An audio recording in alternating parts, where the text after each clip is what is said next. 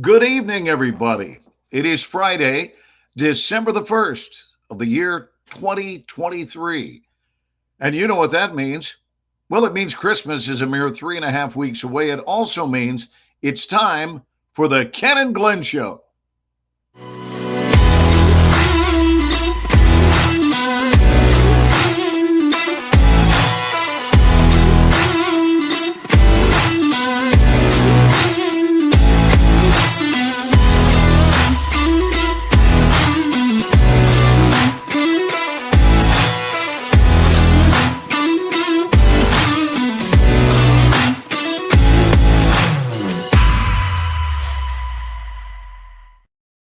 You know, I mentioned that Christmas was 3.5 weeks away, but laughter is only a matter of seconds away. Here are your hosts, Ken.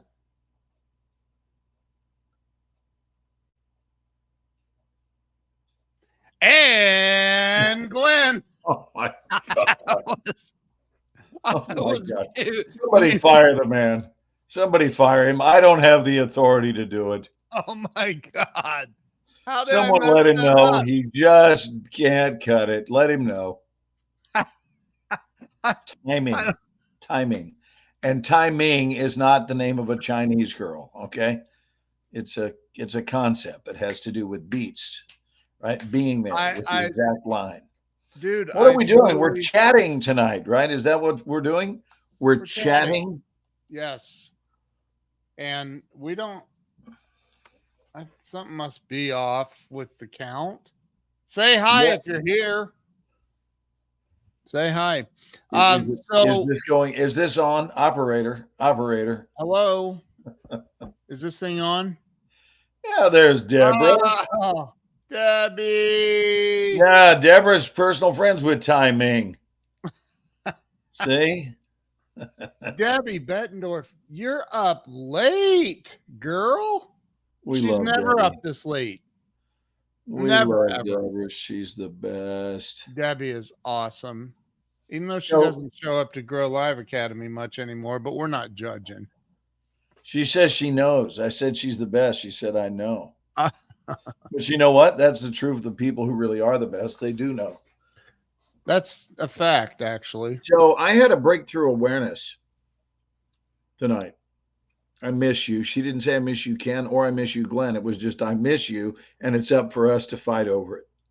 Dude, it's literally showing that there's one person watching us. We've made it. How's that That's possible? how you tell. We're Something's being wrong. watched, Ken. Don't judge the number. We're being watched. That's what matters. What is up with that? Okay, She well let said me number put one. everything in perspective. There's one person watching the Ken and Glenn show, but there are about 350 million that are playing Call of Duty. So your average with me, Right? pretty good. I mean, dude, that actually, I Are told you you, are you concerned that maybe Deborah is the only one getting the feed? um, That's pretty wild. I mean, I it's not even never, late. This is not late for us. We've started some shows at midnight. So I don't know does what anybody happened. go to bed on the weekend at 10:50? Maybe there's something, maybe there's a glitch in the matrix. Hmm. Seems really, really, really, really bizarre. Let me Do we see. dare start the show over again? It says that we're live. That's Did crazy. you do something that's in the news that I don't know about and people are not wanting to tune in No, anymore? I didn't. I've I lived a was very normal life for quite some time. I'm looking at the live stream. That is oh, there's two watching now. Woo! Oh, thank God.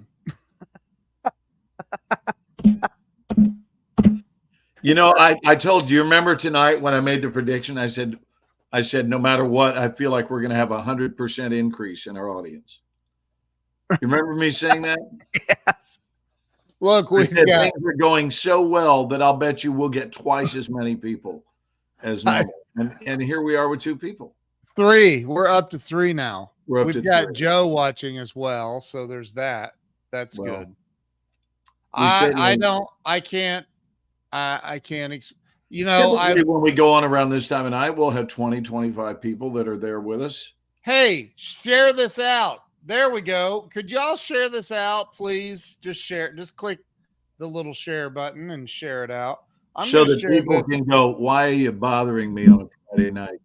Right. I'm going to Why share. are you bothering me? Don't bother me already. Hey, Glenn, grab your phone. It's downstairs, Ken. Do you want me to go get it? I think you just shot me the go get it look. I'm not judging or anything, but who leaves their phone that far away from their person? I'm here, by the way, everybody, all four of you. What is wrong? Why is that's so weird? Okay, I'm just being honest. That's weird.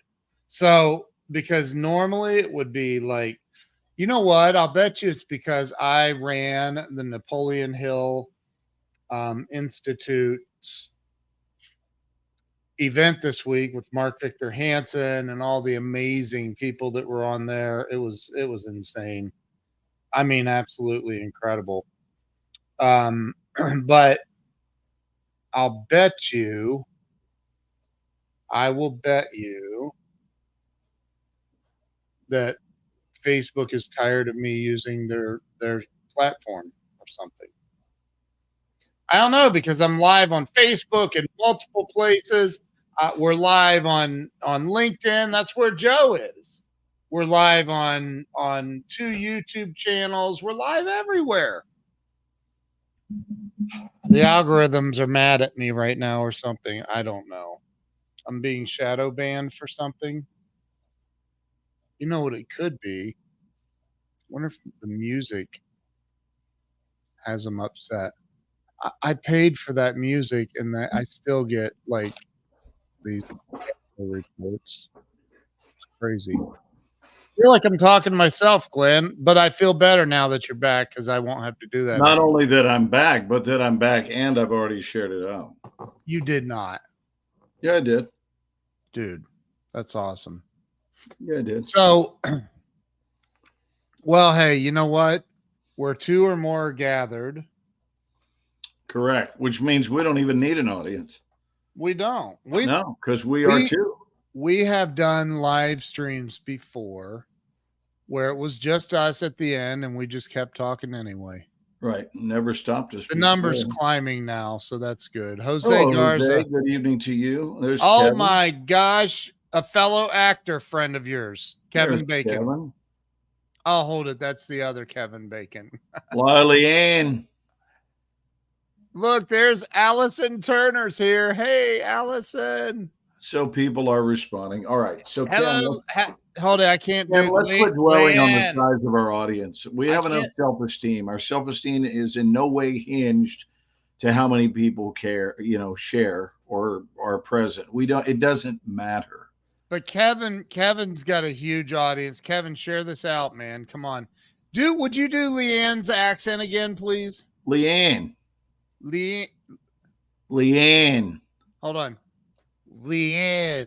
No, it was not. Leanne. It was not. It was not, Ken. Ken. Right, Ken. That's the way it's said. Ken. Like it's K-I-N, right? Ken. Ken. Yeah, we just say Ken. Ken down here in Texas. Ken is also the name of your loved ones. Ken. Oh, don't pay them no mind. They're just kin. Right? That's what we say. There's a city in Texas, and it concerns me that there might be some inter-family loving going on. It concerns me. Yeah. Why? Because of the name of the town. I'm serious.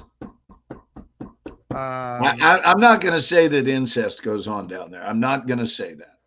Okay. But if you look, there is a Texas town, and the name is Lufkin, Love Ken.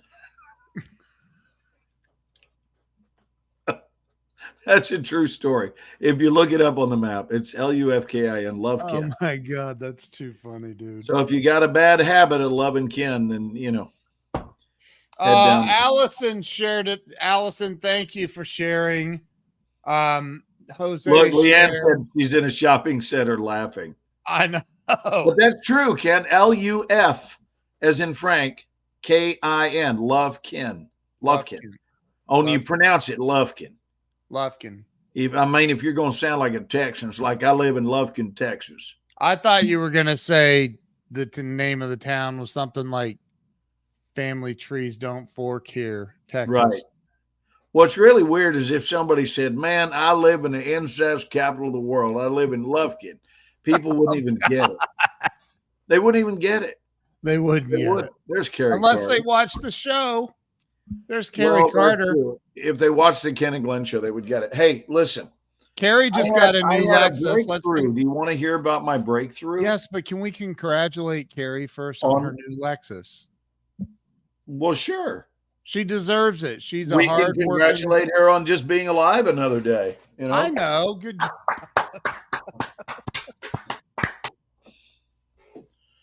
Let's congratulate Kevin on something. What can we congratulate him on? He's a 2-term state senator in Ohio. He's no longer a senator, but congratulations on that. He won. What would be great is if Kevin Bacon were a vegetarian. That would just crack me up. I'm serious. I think even if he's not one, he should become one. Just so he can be the first guy named Bacon that's a vegetarian.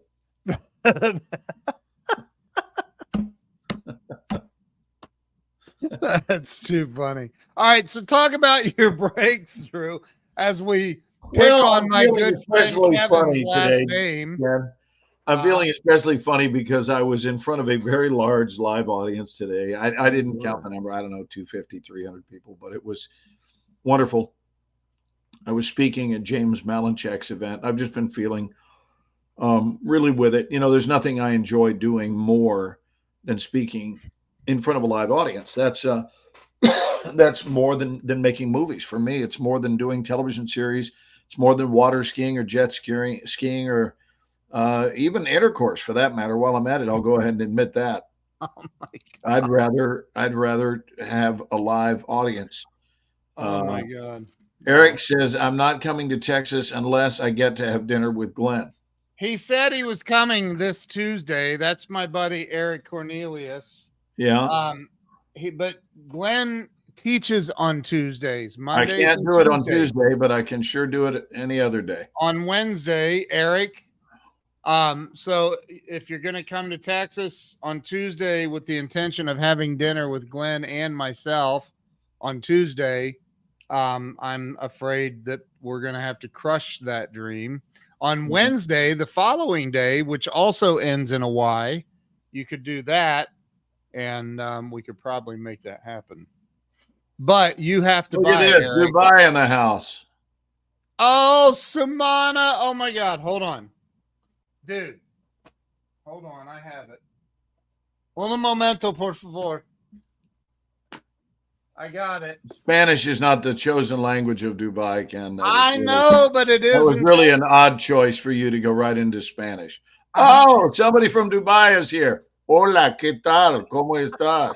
Un momento, por favor. You sit tight down there in Dubai. We're going to be with you in what? I mean, come on. Come on, Ken. Dude, what the hell? No. Unbelievable.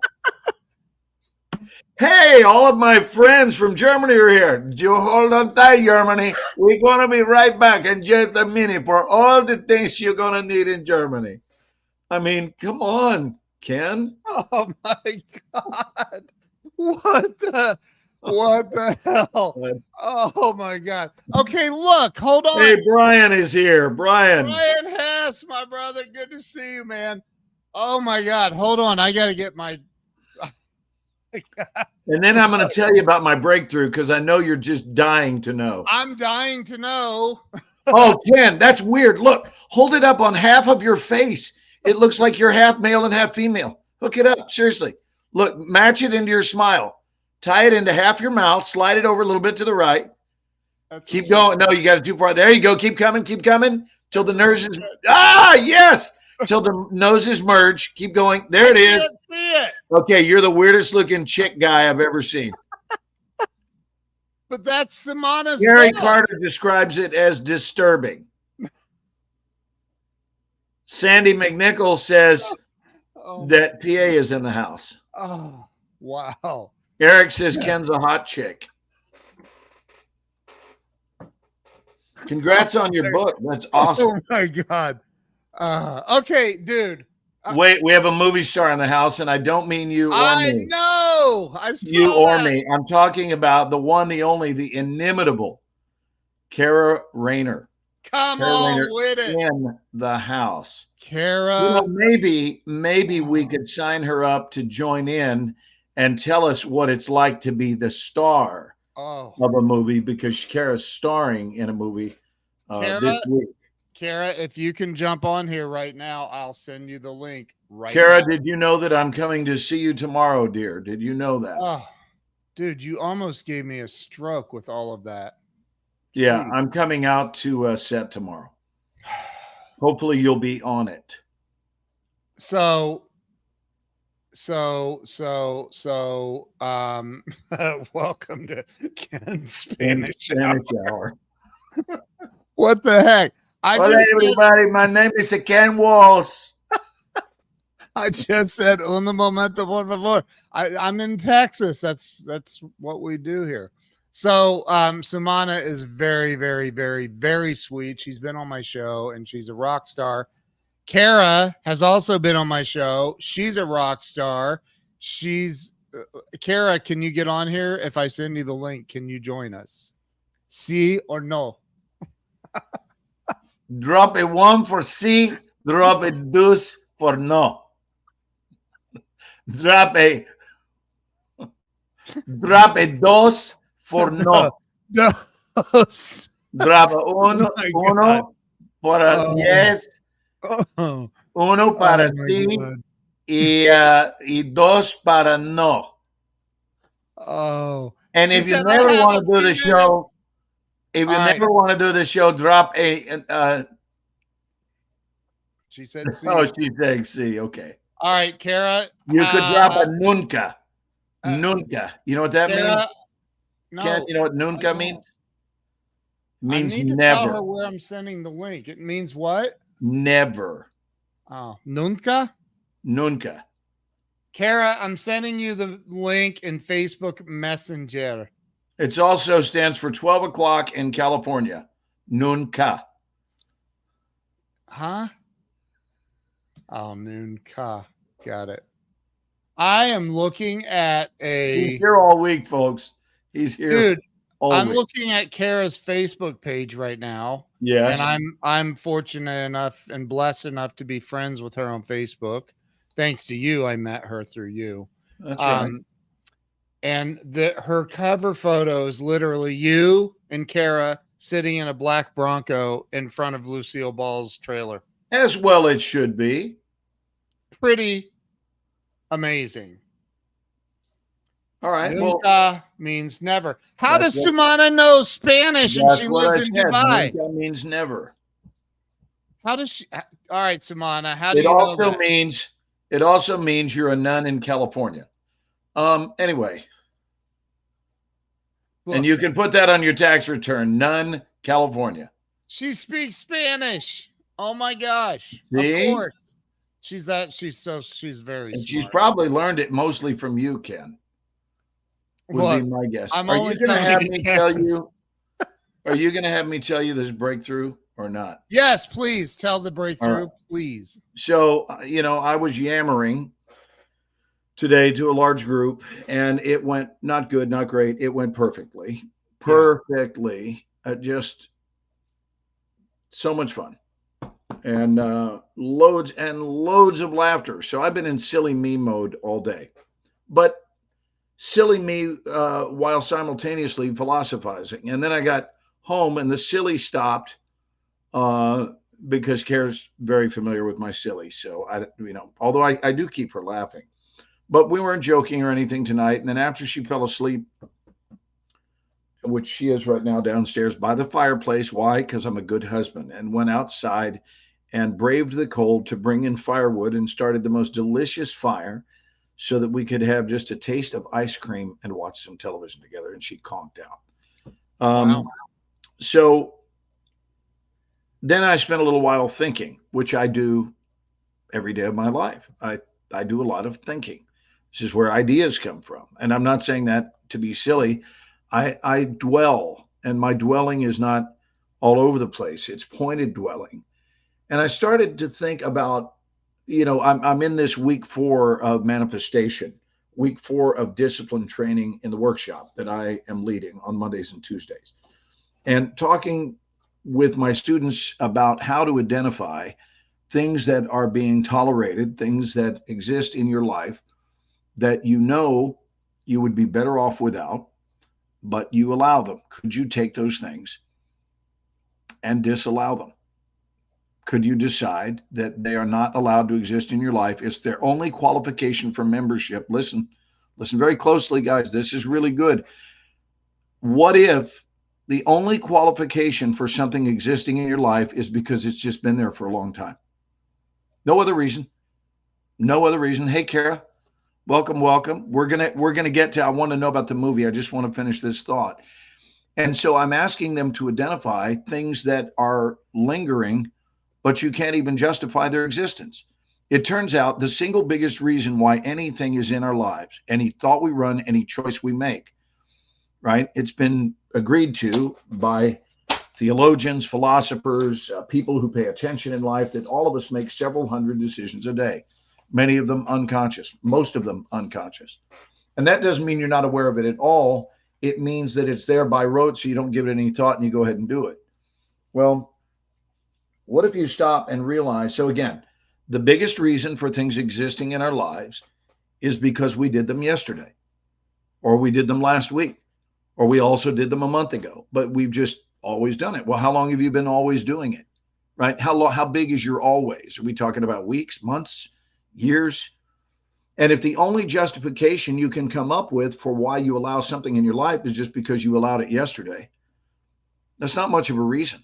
My intent here is not to be critical, it's to be logical and ask you, if the things that are going on in your life don't have a reason for being there, that's a pretty strong case to be made for letting them go. Are they bringing value to your life? Does it enhance the quality of your life and others nearby? Are you better off? Are they better off because it's a part of your life and energetically you're celebrating it? Okay. So that's under the heading of, what is it that's going on in your life that you could let go of, but you haven't because you're not in the mood? And it turns out that mood is highly overrated. Could you let that go? And then the flip side, of course, is, what is there that is not in your life that you know unequivocally that would benefit you, and yet you don't do it? Could you begin, effective immediately, not January 1, but effective today, December 1, could you begin saying yes to that one thing that you know will enhance the quality of your life? So this is what we've been working on for the last 4 weeks in the workshop. So tonight's breakthrough was along the lines of why. And then I'll wrap this up because we can postpone this because I want to talk to Kara. But let me at least pose the question. Why do human beings allow something that they know is not in their best interest, that is not, whether it's not in their health's best interest, whether it's not in their bank account's best interest, it's not in their marriage's best interest, it's not in whatever, you name it. It's not in your spiritual best interest, your emotional best interest, your relationship best interest, your physical best interest, your financial best interest, and it goes on and on. But those 4 main categories. Why? And tonight I came up with a why. And I hadn't come up with a why. And it doesn't have a punchline. And I'm going to give this to my students this week. So here is where I think the why is formed. Because when we were kids, many of us, maybe even most of us, I know it's most with regard to artists, with actors, but most of us, I'll say many and I'll leave it at that. Many of us were raised within a template where certain things should not have been allowed, but they were allowed. And we had to accept that.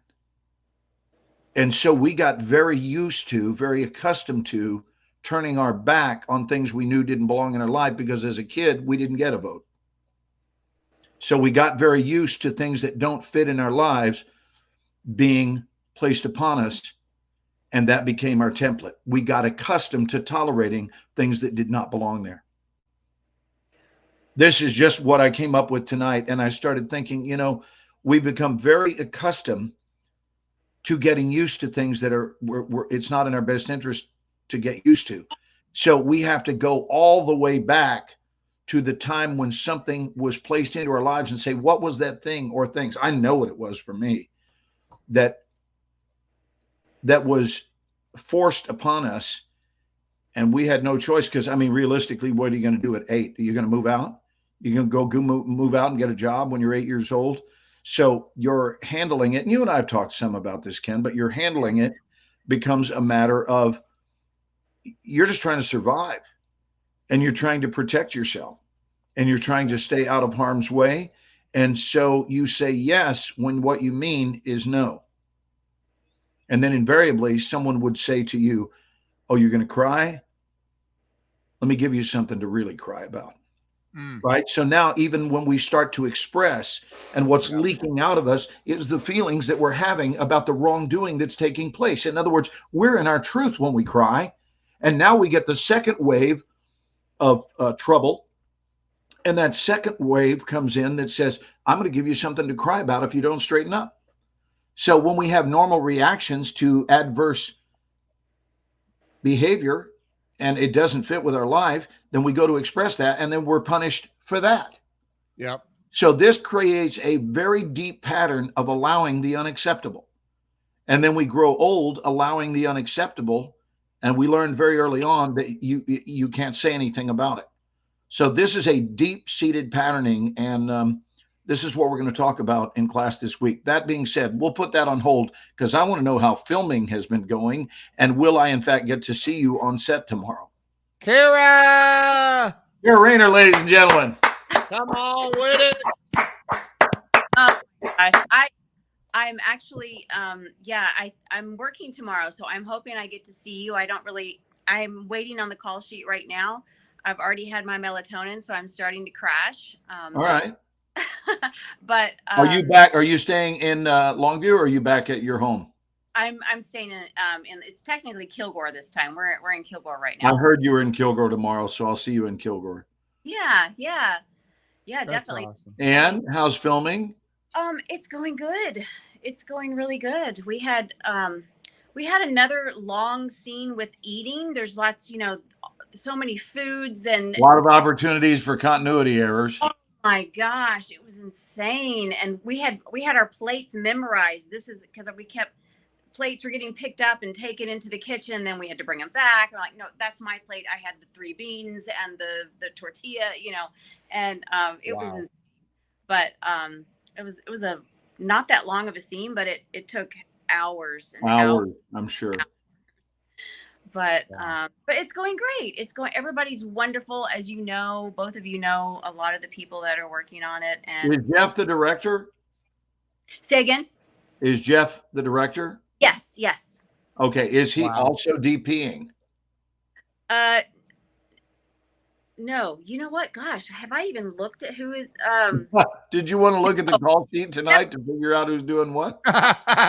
And who was behind camera? I'll tell you what, if you don't know, when I get there tomorrow, I'll tell you what's going on. I'll come up and hug you and whisper. Nobody will know. I'll whisper in your ear. Say, I need to get it is Jeff that's directing, honey. Oh my gosh. No, he's doing a great job. And he's so lovely and so kind and giving and generous. And so he's really, really great to work with. And what day did you start? Today was my second day. And the film started same day? 2 days ago or 3 days ago? 3 days ago. Okay. So they're on. So yeah, they started. And I've heard that my other wife, Kimberly Gale Williams, gets to be there on the 15th or 14th or 15th, something like that. That's somewhere around there. Wow. Yeah. So it's cool, Kara. Wow. Yeah. It's fun. It's good. Good I people. got to be in a movie with you too. I know. I know. The one really fun scene though they left out. That Glenn set up. Remember, you were bowling. I was afraid that's what you were thinking about. What fun scene are we talking about? Look at Oh, he you knows. looking at Kara in a inappropriate way? You told me to. Well, He it's a told me Christmas to. film, Ken. I just wanted to see if you'd be silly enough to do it. I understood that it would be promptly cut. Oh my God. I didn't know. It was my first time ever being in a. Anyway, I never told you this. I made a side bet with Jay Walters. I walked over and said, "Hey, Jay, listen, Ken is frothing at the mouth over being in this film. I'm going to go give him an action, which there's no way you'll use. Oh And I'll bet you, I don't want to make it a big bet, but I'll make you a small bet because you're going to lose the bet. I'm going to make you a bet that Ken will do it. Oh, And you know what? I won the bet. Well, it was so nice of Glenn to stop by tonight, wasn't it? That's the punishment he gives me. He's got all the power. He just removed me. So what did you shoot? What did you shoot today, honey? Today had one scene today, and it was a Christmas dinner scene. Yeah, and it's a really cute script. I don't know if you know anything about it yet, Glenn. I don't know anything about it. I'll find out about it tomorrow. When I read it, I laughed. You can say the name. Oh yeah, the name of it is I think it's Porch Christmas Pirates. Porch Pirates. Yeah, I think it's Porch Pirates. I think I saw it listed as something else too, but I think it's right now. I'm seeing Porch Pirates. Yeah, and very, very cute. So, and I heard Phil Mendoza is in it. Yes. Yeah. What did Phil play? These are other students of mine, Ken. Oh wow! And Phil is fantastic. He is. He's so sweet, and he is. He's one of the leads. And ooh, nice. Yeah, and he and I start dating. So we have a thing. Ken, Wow. take me off screen because I need to grieve a little bit here. I know, dude. Just Your take me off girlfriend screen. just admitted. It's very hard to receive this news in public. Sorry. You know? I mean, I'm on display here. I'm on display getting this news. How do you think I felt about checking out Kara's butt being a setup? Yeah, I know. I deserved it. So do you guys fall in love, Kara? Yes, we do. Yes. Oh, man. Oh. Yeah. Didn't even check in with me. I was getting ready to say Kevin Farley was right, but he wasn't referring to Kara. He was referring. Look at there, Fancy Pants is here. When he said, "Oh, she's a floozy." Yeah, now Kara's. You know what? I'm going to change Kimberly's dialogue and tell her to come in talking about what a floozy you are. Oh, okay, well. Remember, because it was Kimberly that got mentioned as a floozy by Kevin, Farley last year. All There's right. a good When is it question. supposed to come out? I'm going to guess. I'm going to see if I can guess. It's a Christmas film. So I'm going to say during the holidays. Next year. But you know what's funny? Not if they follow our pattern. We came out in September. I know.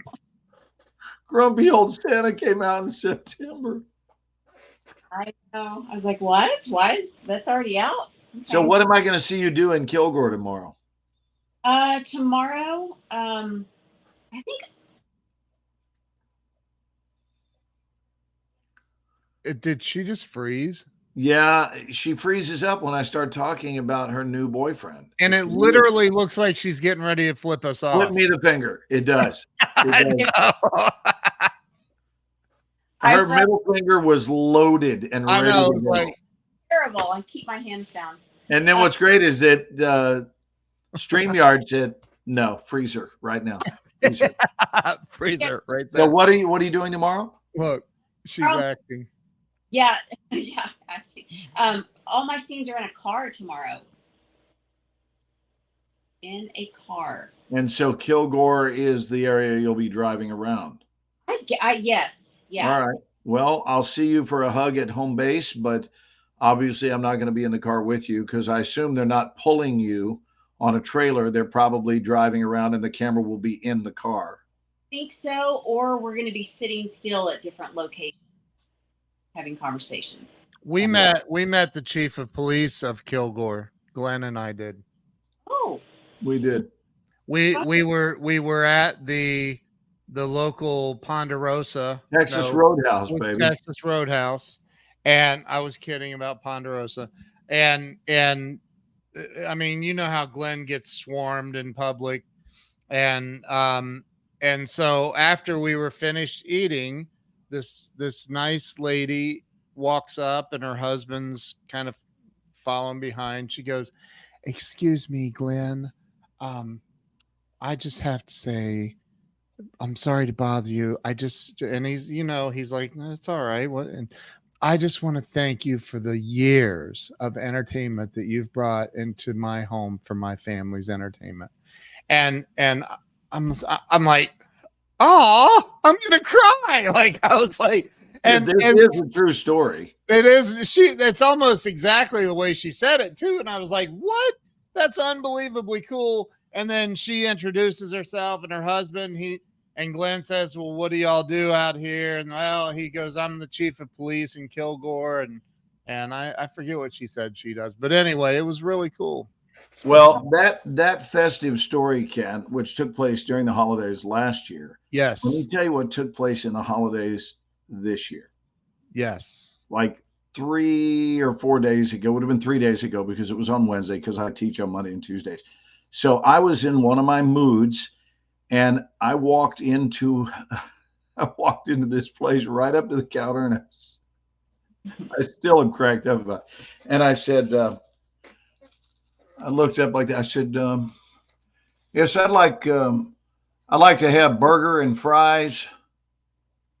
And the woman looked at me and she said, "Sir, this is a library."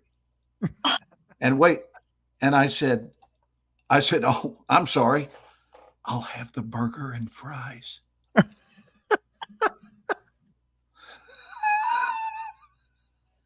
Oh my God.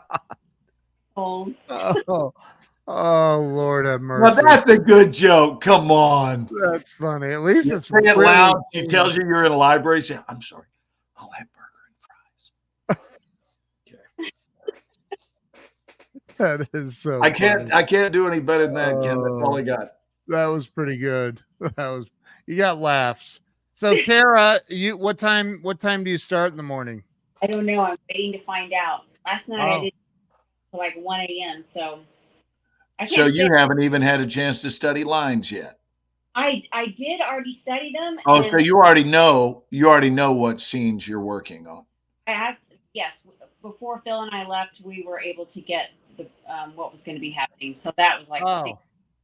thank goodness. So yeah, I've already been over those, and that's why I was getting ready for bed. And I thought, well, I don't think it's going to be first thing in the morning because they're going to start a little bit later because they're probably still shooting actually. So Right now they are? they could be. Well, I don't even know what time it is right now. I'll give you that answer. It's 11:28. They could be. They had 2 more scenes, but they could be. They might be done, but they had 2 more Well, scenes. then they're not going to start early in the morning because they got to give you your turnaround. That's right. Yeah, I think they at least it wasn't going to be until 11. So Eric says he doesn't think that your melatonin is working. no, it actually is. I think that's why I'm being so goofy right now. Hey, there's Daryl Goldberg. Did you see Daryl there, Ken? I did. Hey, Hey, Daryl. Daryl really wants you to attend graduation. I know he said that. That's so nice. I'll be there. All right. I'll be there. I'll go. It was a huge success this year. Large crowd. Standing room only at the Ontario Convention Center. Standing room only. How many people were there? They seat for 8,900, and they filled all those, and then there were people standing along the walls. Is he going to make me stand? Probably.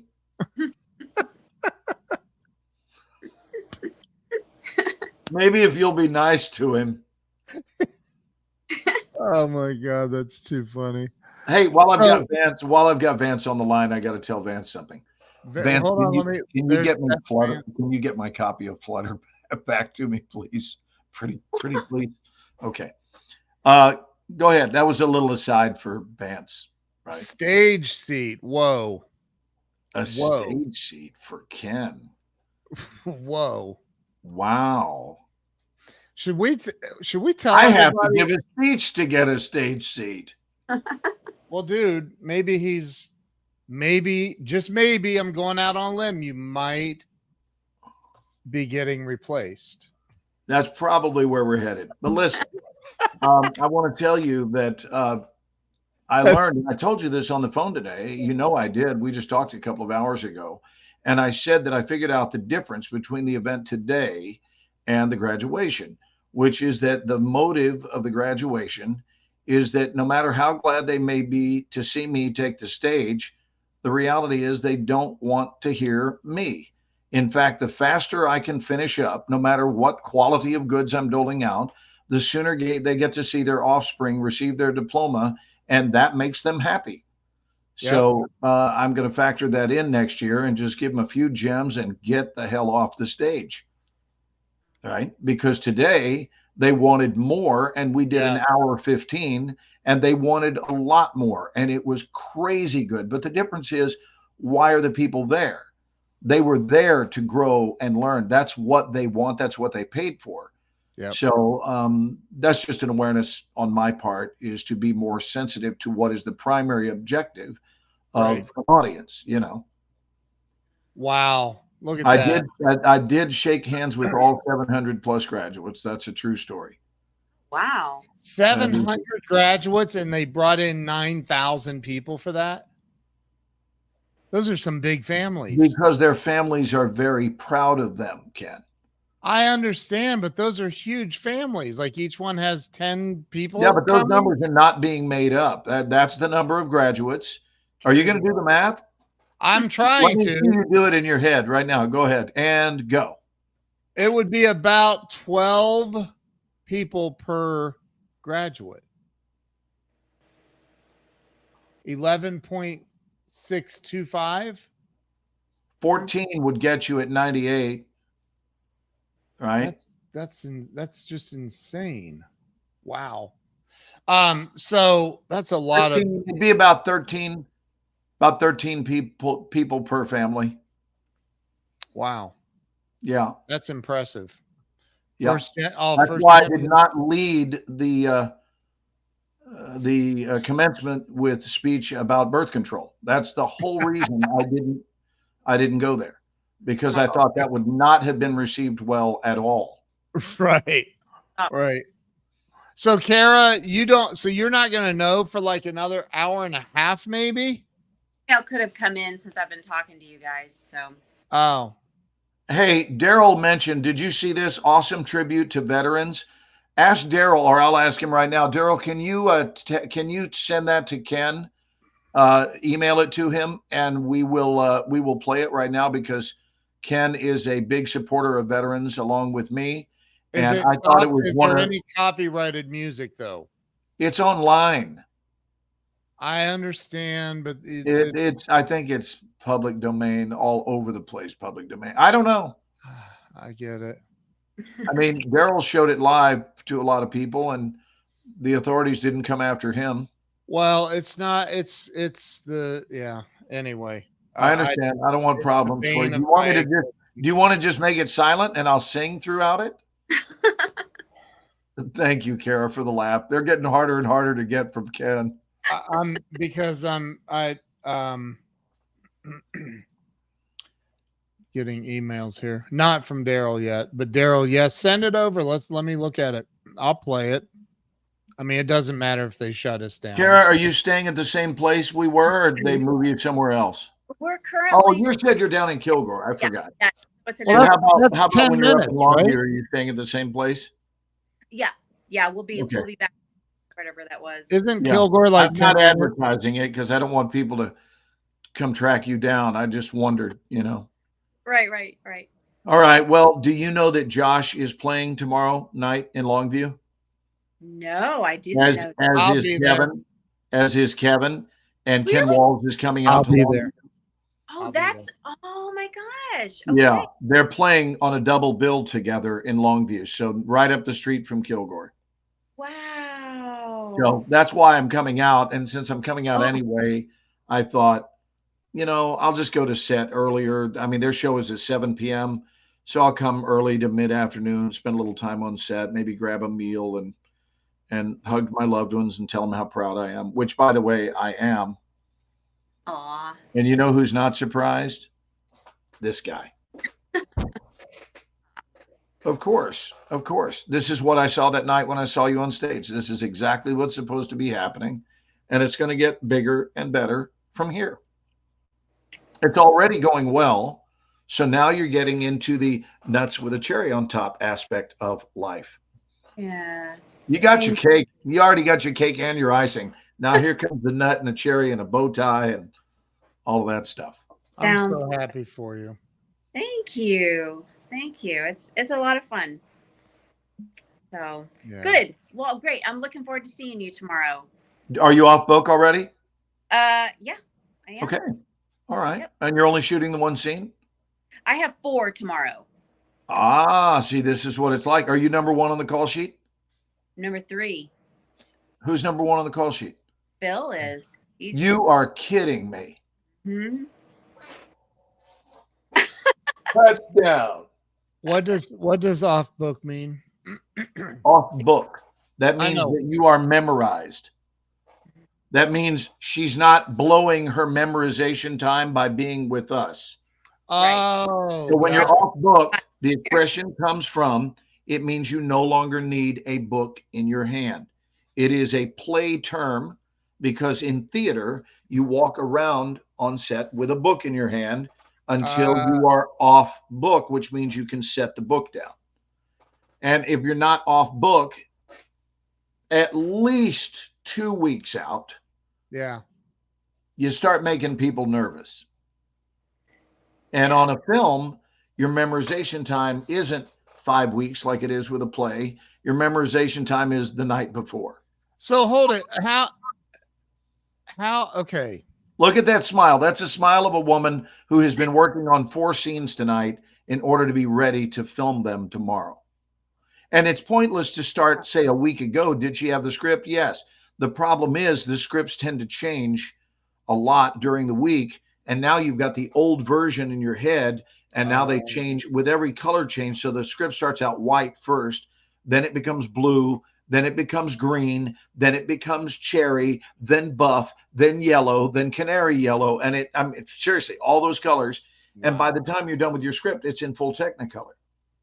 There's Josh. See there? Hi, Josh. Josh. Let's get Josh on here for a plug for his show. Josh, what? Kara, don't go Betty Bye just yet. Let's get on here with Josh. Okay. Josh, will you come plug for your show? I'm gonna send it to you on Facebook, Josh. Better still, since all the stars are coming out tonight, will you play a song for us? Aw. Yeah, awe is right. I mean, if you want us to make you a star, Josh, come on with it. Come on, dude. You guys are going to get a little private concert from an amazing musician and actor. Oh my God. And Josh, why are we not friends on Facebook? I thought we were. Did you unfriend me? Am I that annoying? Well, I told him some private stuff, Ken. I got to come clean. I knew it. Yeah. I knew it. I'm not really the friend you think I am. Come on, Josh, get on here, man. Even though we're not friends on Facebook, I guess I'll let you come on. Josh, why are you putting question marks, dude? These aren't big decisions. Oh, he said I thought we were. Just come on in and defend yourself audibly. Let me tell you how it went in Kara's mind. I said, Kara, and then she was here.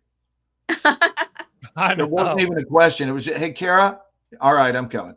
Hey, this guy, for those of you watching that haven't seen or don't know who Josh is, this dude he has some talent. I mean, look at there. And Daryl just sent you his name. Listen, I'm going to make an announcement. Ken, can I make our announcement tonight?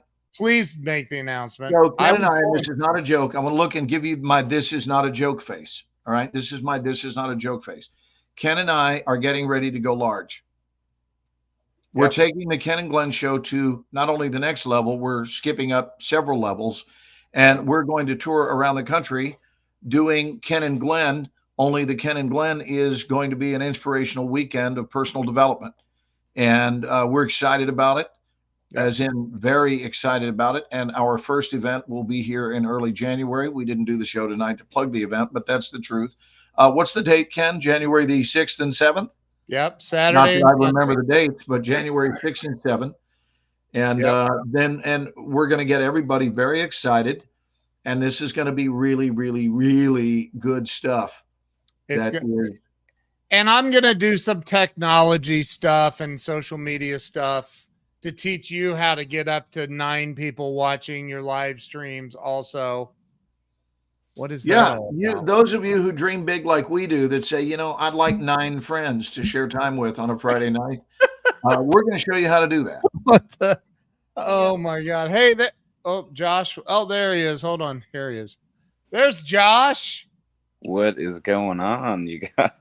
Dude, come on. There it is. Come on with it. Hey, that video. Real quick, Kara, I missed what you're doing tomorrow. I only caught the tail end. What do you have going on tomorrow? Oh, I'm working on a film. Oh my gosh, that's awesome. Congratulations. She's in Kilgore tomorrow. What? Yeah. She's in Kilgore tonight, but she's going to be filming in Kilgore tomorrow. Oh my gosh, that's amazing. Now I've got multiple friends to come see. Right? I'm going to see them on set, and then I'm going to come see you on stage. I'm coming out too, Josh. Oh my gosh, that's amazing. I'm coming out too. You're coming tomorrow? Well, I was until I just found out you unfriended me. Oh man, no, that wasn't. He's been married for years, but I told him last night, we had a very private talk, and I said, Bud, it's time you come out. Hey. Wow. Little did I know it only took him 24 hours. Tell anybody. And Glenn knows best. Oh my God, dude. Oh my gosh, that's no, I'm coming out, man. Will you play a song for us, dude? Please, pretty please. I will play a song for you. That's awesome. And hey, private concert time, kids. Big bucks are going to be paid for this dude on stage. Get ready. Eric Cornelius is also a very talented musician and singer, by the way. So when he comes, he plays the ukulele. This is the beauty. You just throw together a jam session. You don't have to make plans. Here's how the plan went. Ken and I were on the phone, and he goes, "You want to do a K and G?" And I said, "Well, yeah." And then here we are. 7 minutes later, we were live. Hold on, I'm going to give you full screen. Now you're kind of choppy there, Josh. Your internet, are you connected to Wi-Fi? I am about to be. Okay. It'll come back. Hang on. It'll come back. Give it a minute to redo its thing, I think. You still there? You still with me? Yep, there you are. He's gonna tune for us. Hang on. We're gonna give him full screen too. Ladies and gentlemen. Hey, Ken, before you introduce, wouldn't it be nice if people, before they got in a relationship, had to tune themselves? Wouldn't it? Wouldn't that be so nice? Or you could at least go up and strum them and see if they're in or out of tune. That's right. I just think this is a new requirement for friendship in 2024. That's so funny. Are you ready, Josh? You're going to introduce him? Glenn, you introduce him. No, you said you were going to. I want to see it. I don't know how to say his last name. We used to be friends on Facebook, and I forget. Why don't you ask him how to say it, and then you'll say it correctly? Hey, Josh, how do you say your last name? It starts with "I'm sorry." Okay.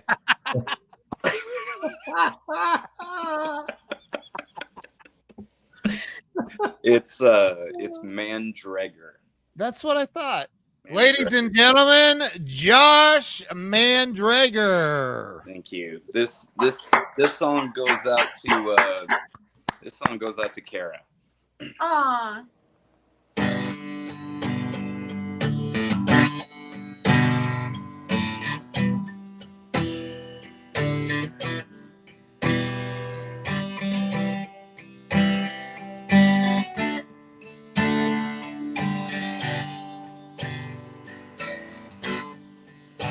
When the night has come and the land is dark and the moon is the only light we'll see. No, I won't be afraid. No, I won't be afraid. Just as long as you stand by me. Kara, stand by me. Oh, stand by me. Won't you stand? Come on, stand by me. If the sky we look upon, oh, should tumble and fall, and the mountains should crumble to the sea, I won't cry, no, I won't shed a tear, just as long as you stand by me. Darling, stand by me. Oh, stand by me. Won't you stand? Come on, stand by me.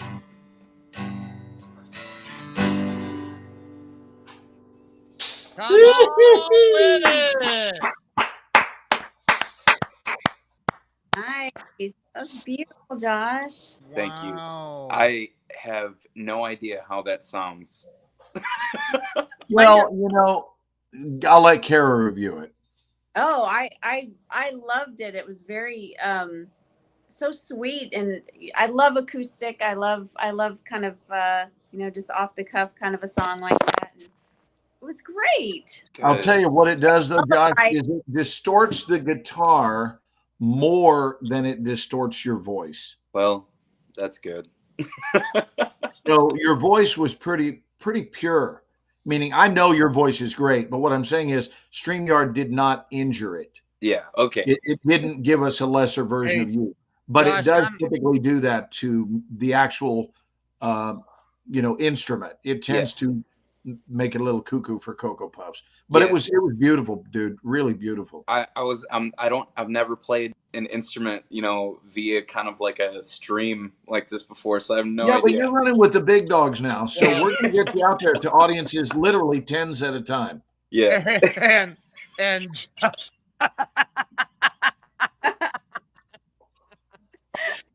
Oh, God, that was good. That was good. Josh, I just adjusted the micro. I didn't realize there's settings for your microphone. Uh-huh. So look at this, what Daryl is putting out to the universe and to Josh. Let's see. Always looking for a live national anthem singer at our graduation. I'll take it. Hey, listen, Daryl, it has been my dream since I was 16 years old to sing the national anthem somewhere. Well, can I be clear about something? Yeah. Tonight you're playing in front of like 10 people. Hey. If you sing the national anthem, you'll be singing it in front of 9,000 people. Well, that would be. This is the same event that I just spoke at 2 weeks ago. Yep. Are you serious? Yes, that's Daryl Goldberg is the head of Platt College, and that is the man you're talking with as Holy cow. Well, hello, Daryl. in Ontario, California. So can you play the national anthem and sing it right now? I probably couldn't, but I would definitely wake up my 3-year-old son. Yeah, let's maybe not go to national anthem. Oh yeah, don't do that. Yeah. But let's do something that's more thoughtful to your 3-year-old, like something by The Boss. Something by The Boss. No, I'm joking. That was supposed to be funny. I don't think it was that funny though. I'm so sorry. Now I Billy feel Joel. What do you got? What do you got, Josh? How Billy about Joel. the Eagles? Oh, No. he does some great stuff, and he's got great original music too. I should grab my guitar back here and we could jam together. Man, I would love that. And Ken, I genuinely thought we were friends on Facebook. I don't know. I already forgot about it. I sent You know a what's friend funny? request. Now I know Josh didn't mean this, but do you realize how awful the timing of that line was, Josh? Ken just offered to play with you, and he goes, "Ken, I thought we were friends." That's what just happened. I witnessed it. Ken, He offered to play along with you, and your response was, "Ken, I thought we were friends." how dare you ask me that, Ken? Oh my God. So, Josh, what else do you have, man? I've heard you before. You're unbelievable. What's another softer song you could do that? Oh Yeah. gosh. Josh, play one of the ones that you know I'm crazy about, dude. You got it. You got it. And I adjusted Listen, I the drove mic. all the way out to East Texas to watch this man play, and he lit it up. Now, unfortunately, his kid's sleeping right now because he has a tendency to be really, I don't want to say overzealous. I want to say appropriately zealous. But he sings like Daddy ain't playing. He sings like somebody who means business. And frankly, I don't know why we don't always live that way. Yeah. I don't understand that. I'll probably die still wondering that. I think if you're going to sing your song while you're alive, sing full out, man. And can I also just state with full confidence that I believe Kara is doing exactly that? She is doing it. I'm so proud of you, Kara. And she does it every week in the workshop. That's why people are coming to her. She's an angel, and she's the deal. Yep. Thank you. Yep. No, it is so awesome. You look like an album cover right now with that mysterious lighting, Kara. Do I? Yeah, seriously, look right now. Just look at the camera and look at that light. You look like an album cover. You do. Yeah. I like it. Am I wrong, Josh? It looks No. like Kara Rayner, All Your Dreams Come True. That's right. All right. Yep. Like, All right, what like are you playing for us, man? 80s big hair band cover girl, album cover girl. Look at Kara one more time. Pose for us. This is the album you put on right after you've listened to an hour of Carole King. That's right. Wow. Look at that. Daryl is wanting you to send him your contact info. There's his email address. Daryl, I will 100% do that. Give me 1 second, my friend. No. I'll get it and send it to you once. You don't have to write it down. We've got it. I know Daryl. Daryl and I have been we buddies. become friends on Facebook, I'll send it to you, Josh. That's Daryl and I have awesome. been buddies a long time. Daryl, it's a pleasure to meet you, sir. Daryl's a good dude. Hey, this is my fault for having a brain wired this way, but I do have the tendency to be hypersensitive to people's time. Am I keeping anybody from anything? Absolutely. You are. Wait. That's I've got a good one. Are you keeping me from friendship with Ken? Yeah. That was good.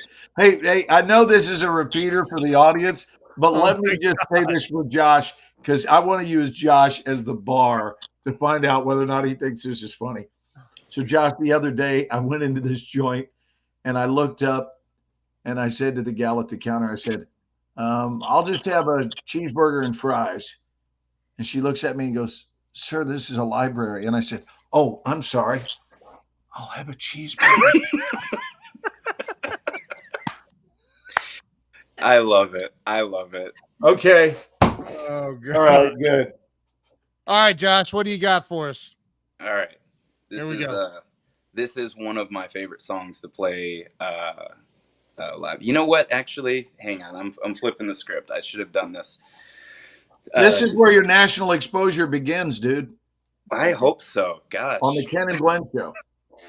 Replay viewers. I'm telling you. 11:53 at night, December 1st, 2023. You guys make me so happy, by the way. Thank you for this. And remember that 70% of the population here in the United States lives in the Eastern time zone. Yeah. So they're all asleep. Makes sense. Also, remember that 61% of all statistics are made up on the spot. So I would ignore Ken if I were you. Jeez.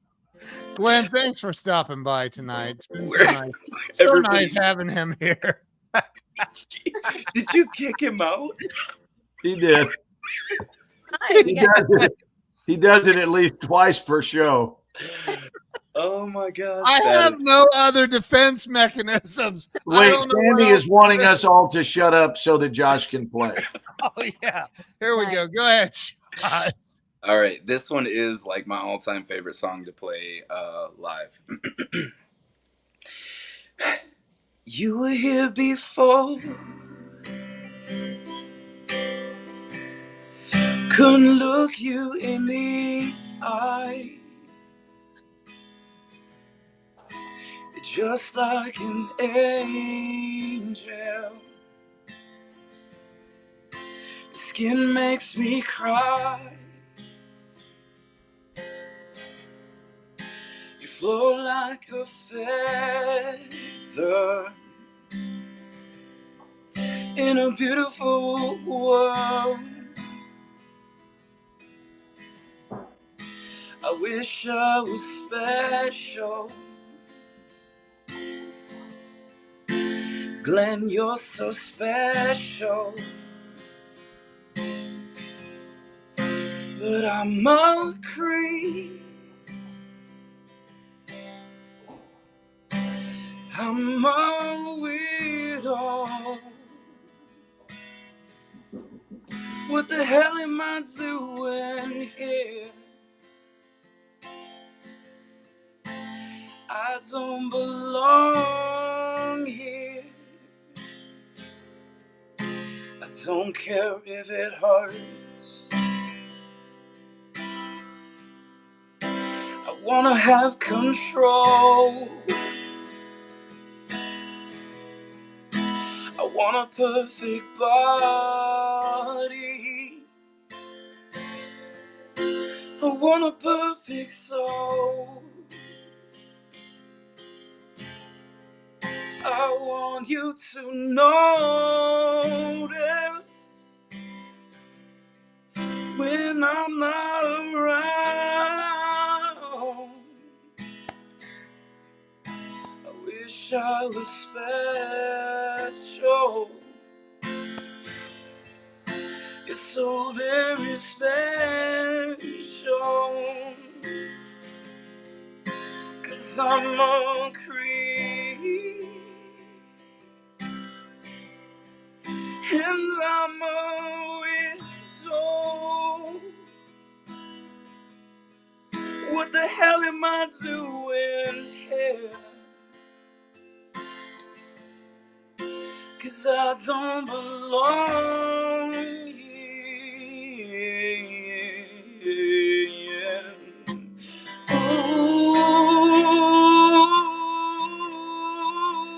Ooh, she's running out the door. She's running. I'm a creep. Oh, and I'm a widow. What the hell am I doing here? I don't belong here.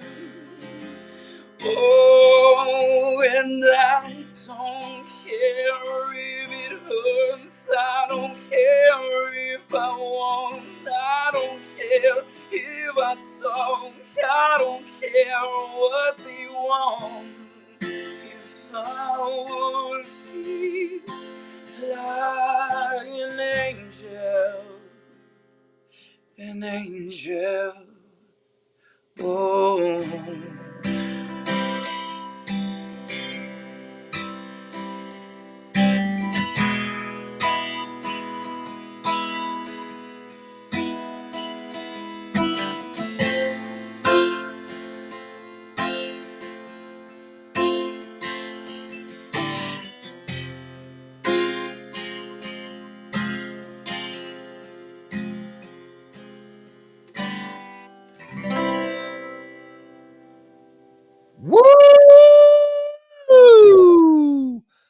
ladies and gentlemen, we have the lead singer of Radiohead with us, Josh Mandrager.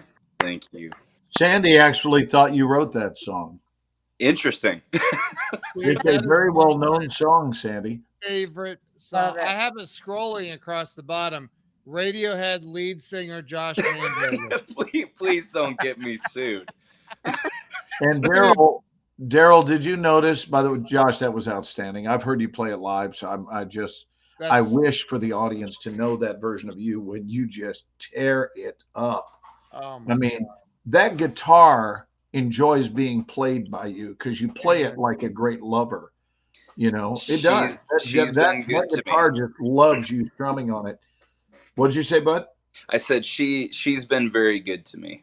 Yeah, but I really I find that to be true. I wasn't saying that as a crass comment. I know that, our dear friend Victoria, who came in from Switzerland, originally from Slovakia, but now lives in Switzerland, came over, and while she was here staying with us for 2 weeks, one of the things she did on her final night in town is she went over to my 85-year-old mother's house and played my mom's piano like it has never been played. Oh, And that house, that piano has been in my mom's house for 50 years. And I used to play it as a kid, as a teenager. And I could feel the feelings. And I know this starts sounding a little woo-woo and a little out there, but I really do mean it. I could feel the radiance of that piano. I could feel that piano saying, thank you. And looking at Victoria and saying, thank you. I've never been played like this before. I've never been able to shine like I'm capable of shining. And you released my capabilities tonight through your fingers. Thank you. And the reality is, there's a really good chance that that's the best that piano will ever sound. So then this starts bringing up the philosophical question of how well are we playing life? Are we giving life its greatest chance to shine? So I just think you really honored that guitar, brother, and you're an amazingly talented man. Thank you. I love all of you so dearly. You are all just amazing, wonderful people. Glenn, your words just captivate my soul. You are a giver of life force and wonder that I can't even I've tried to tell people about you, and they're just like, it's almost like they can't grasp it until you've been in the presence of what you bring to the table, man. And Thank you. I'm just a noticer. That's really all it comes down to. I am a noticer. Yeah. And I've learned over the years to really speak. What happened is my speaking caught up to my noticing. Mm-hmm. So when I was younger, I was noticing beyond my years. I was noticing and had all these feelings trapped inside of me of the power of what I was feeling about what I was noticing. And then as I became more articulate and better read, and my vocabulary increased, and my time spent in front of people live increased to where I was a fearless teacher and a fearless performer, then all of a sudden now the two have leveled off. Does that make sense? Mm-hmm. Where now my capability to articulate those feelings is completely balanced with the abilities I have as a noticer.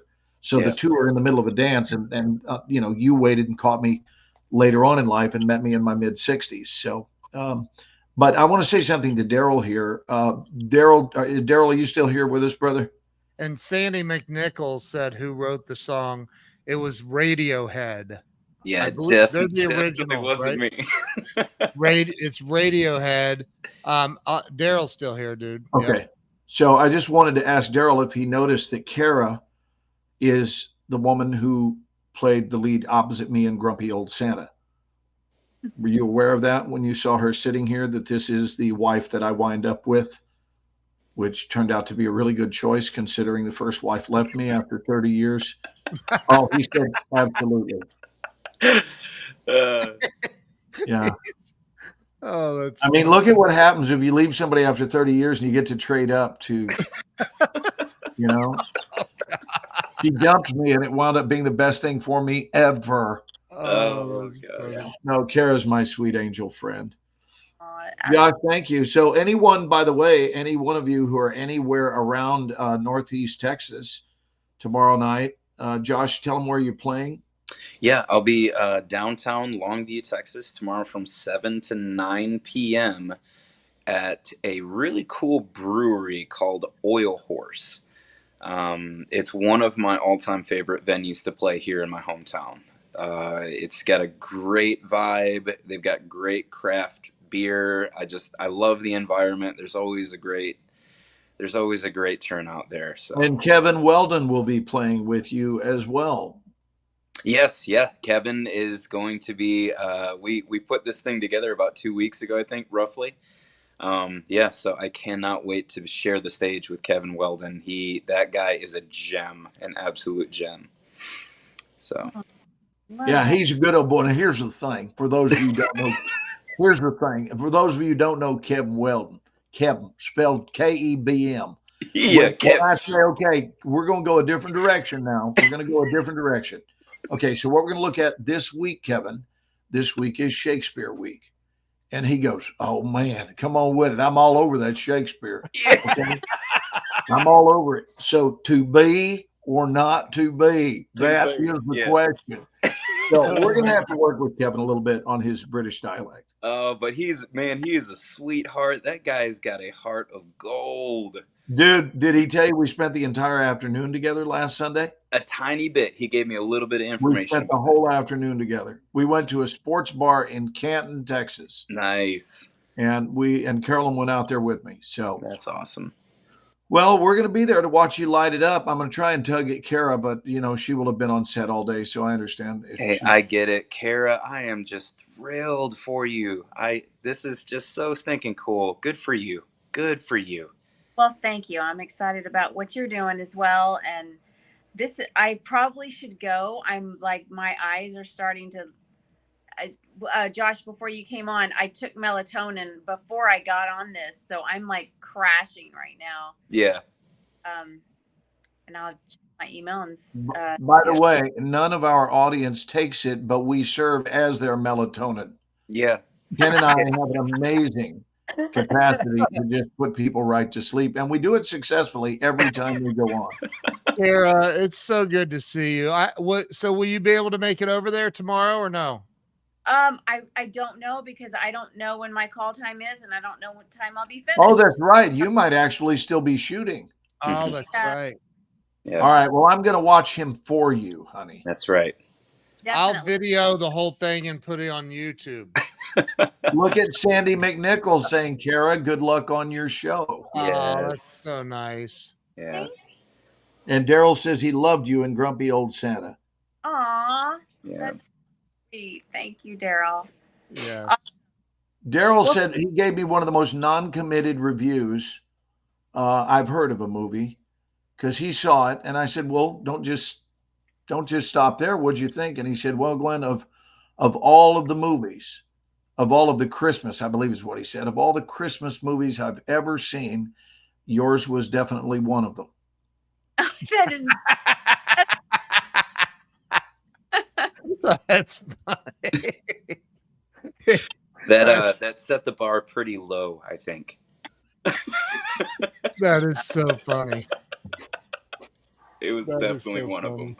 Kara, go to bed, honey. You look tired. Yeah. Good night, Kara. Thanks You're for welcome. hopping on with us. Sweet dreams. I'll Take see care. you. I'll see you around 1, 2 o'clock tomorrow. okay. Super. Love you guys. Love Love you. you, too. honey. See you, See Kara. later. Best of luck, friend. Thank you. So, Bye. Josh, have you ever heard of a group called Street Corner Symphony? I have not. So, the first time I ever heard the song Creep was not even by Radiohead. Can you believe that? Okay. Well, I mean, It's Sandy could. It's a yes, right. It's a what's he doing? He's all getting right? he's getting pulled away. Someone, hang on. I love this game. Glenn, you. Okay, there he is. All right. He said, I love this game. That's so funny. Dude, anyway, that song, there's a group called Street Corner Symphony. Okay. And what's it called when you play without an instrument? A cappella or Yeah, whatever? yeah, acapella. The whole thing where they're doing the Mm-hmm. The whole thing Wait, do is it. I got jack that up, Ken. I got to hear you do it. I can't do it. You are such a white boy. I want to No, see I you do can't. it. Come on, No, I can't. I can't. give it to us.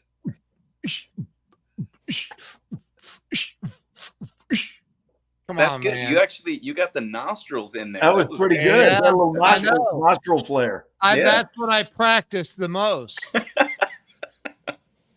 I did the ham bone in front of 300 people today. That's awesome. I've seen you do that. I Bill. know, but about 275 of them were going, what's the ham bone? What's the ham bone exactly? They didn't know. So hey, are you gonna play another song? I can. I need to actually go grab my phone charger because my phone's about to die. I didn't plan for any of this. Well, I will play another song if you give me just a minute. Let me go grab a phone Yeah, charger. we can fill the space beautifully. We do it every week. Do your thing. I will be right back. All right, Daryl's got to go bye-bye. Daryl is leaving. Oh, he's repping 2 soccer games tomorrow. Wow. So Josh, I already sent you Daryl's email address in your Facebook Messenger, even though we're not friends. I sent the thing. Yeah. Why did I just hear a loud engine right outside my window? That's weird. Glenn, did you just pull up to the house? No, that's not possible. That's And weird. they're not, that is an incorrect, insensitive term. Did you just pull up? No, to call people engines. I mean, you don't do that. You don't use that anymore. not That in died back in 2000 the cowboy days. Not in 2023. No, Ken, bad. seriously, wake up.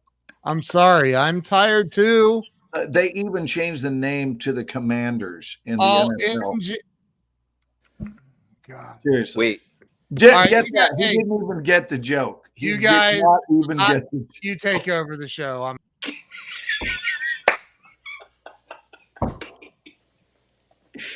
he deleted himself.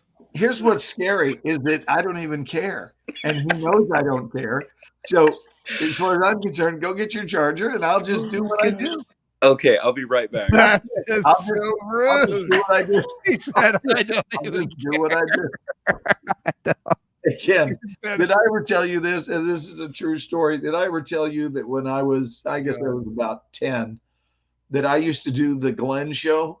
And it took me another 50 years to meet up with my other half, meaning you. I used to do the Glenn show every Friday night. And what's hilarious is I would do it. Do you not know this? Did you really? This is Oh, not is a that joke. where you had the curtains and the That's correct. I Oh, used to that's after dinner. We'd have dinner at about 7:30. We'd be done by 8:15 or so, and around 8:30, my brother pulled the curtain. That was his job. His job at the Glenn show was to pull the bedroom curtain. Now, mind you, here's what's really funny. It wasn't even a curtain that faced the front of the house. Like my parents lived in a big house in North Dallas, and it didn't face the street. It faced my neighbors, and it was blocked with a wall of shrubs. So they could sort of see what was going on, but I was entertaining absolutely nobody. outside. But no, I was in my bedroom. But you were facing outside. I'm inside facing outside in my Right. brother, and now the Glenn show. Right? He would Dude, open you the just curtain. gave me that's gonna be one of our stages at one of our events. And I stayed there, and then I turned to him and I said, "You watch, there will be an audience there one day." 4 of them, actually, right now. Exactly. Wait. But we do get a lot of replay viewers. A lot of replay viewers.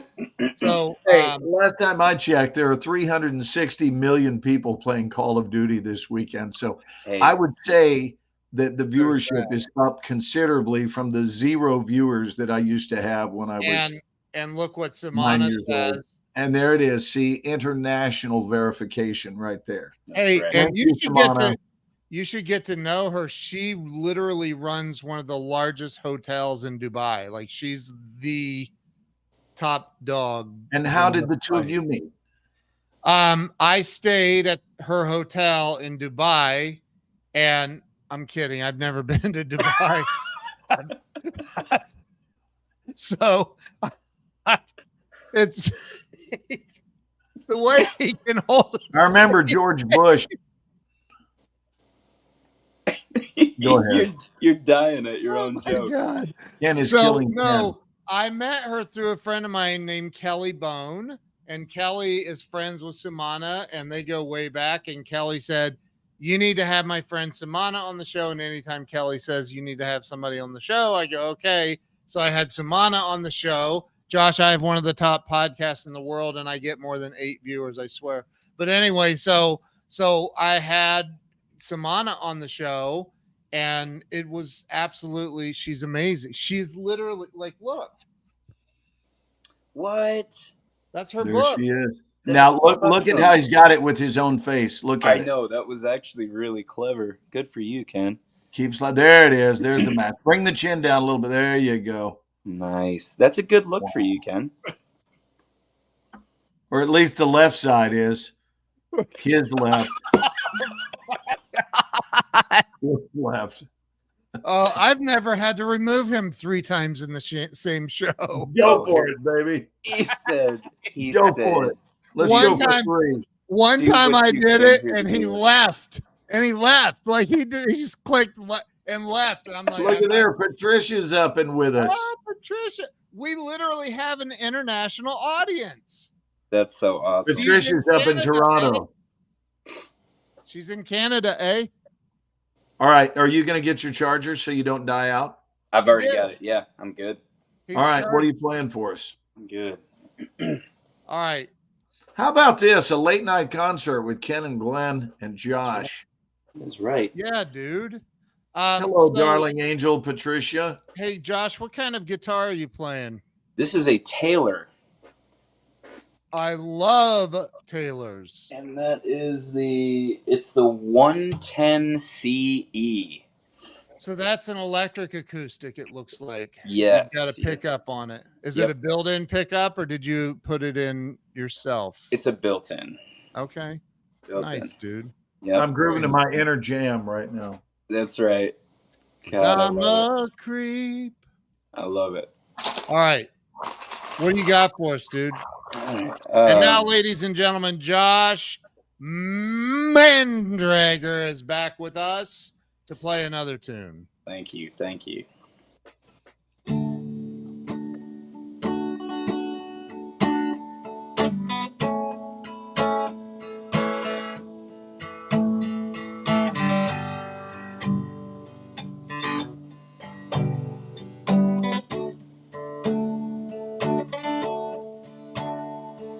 Hey, don't write yourself off yet. It's only in your head you feel left out or looked down on. Just try your best and live right now. Don't you worry what the bitter hearts are gonna say. It just takes some time. Little girl, you're in the middle of the ride. Everything will be just fine. Everything will be alright. Hey, you know they're all the same. Doesn't worry what the bitter hearts are gonna say. Just live right now. Do everything you can. Don't you worry what the bitter hearts are gonna say. It just takes some time. Little girl, you're in the middle of the ride. Everything will be just fine. everything will be alright.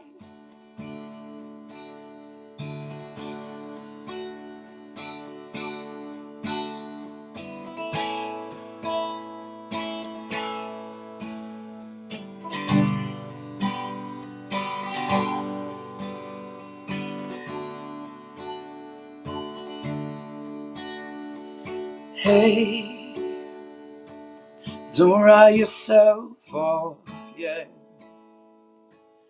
It's only in your head you feel left out or looked down on.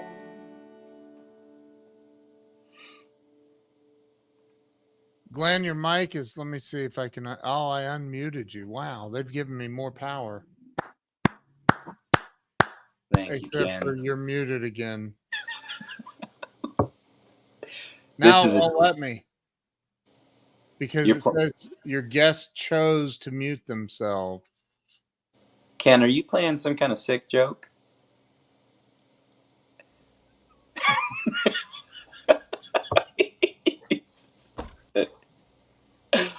Oh, man.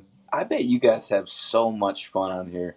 We do. Oh, we do. We've been doing this show for a few years, and we do have a good time. Gosh, that was gorgeous, man. That was, man. Who did that song? That's Jimmy Eat World. Oh, wow. I've heard it. Yeah. Didn't know who did it. How about some Seeger, dude? Do you know any Bob Seeger? Oh, he's got to know Bob Singer. Turn the page, man. Come on. Oh, okay.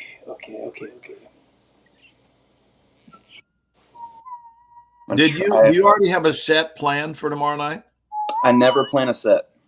Really? I never plan a set. That's why I said, do you?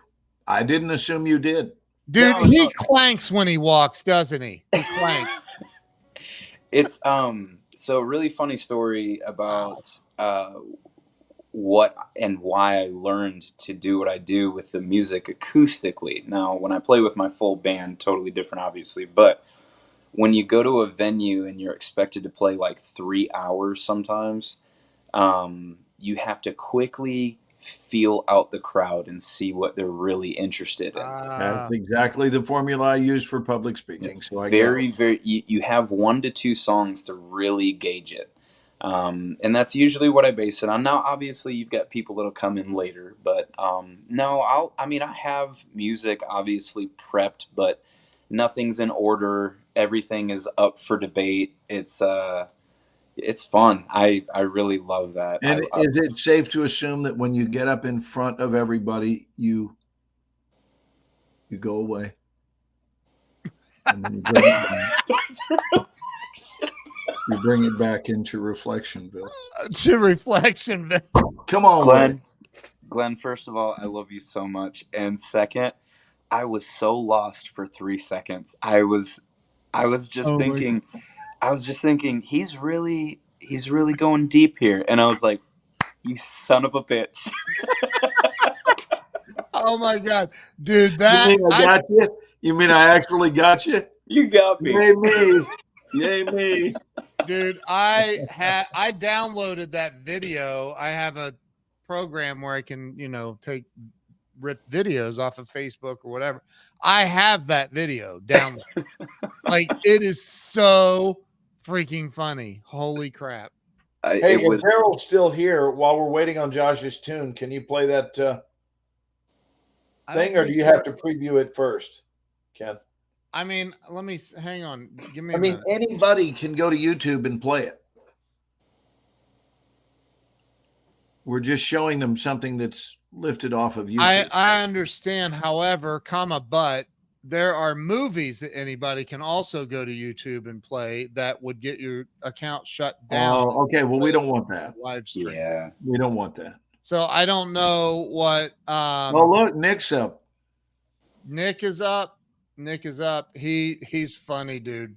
I'll have to tell you offline something he sent me earlier that was, oh my God. Which one did you go to? WinStar? Yes. Or Choctaw? WinStar. They went and saw Travis Tritt. Tonight? Yes. Nice. Yeah. Well, before You know, Hey, I smell it'll be Josh Mandrager TRO. next time. It won't be Travis Tritt. Hey, nothing like driving home from a concert and then also being in your car listening to more music on a stream. Well, not to mention the value of occasionally, maybe, I don't know, I'm just saying, maybe you want to look at the road from time to time.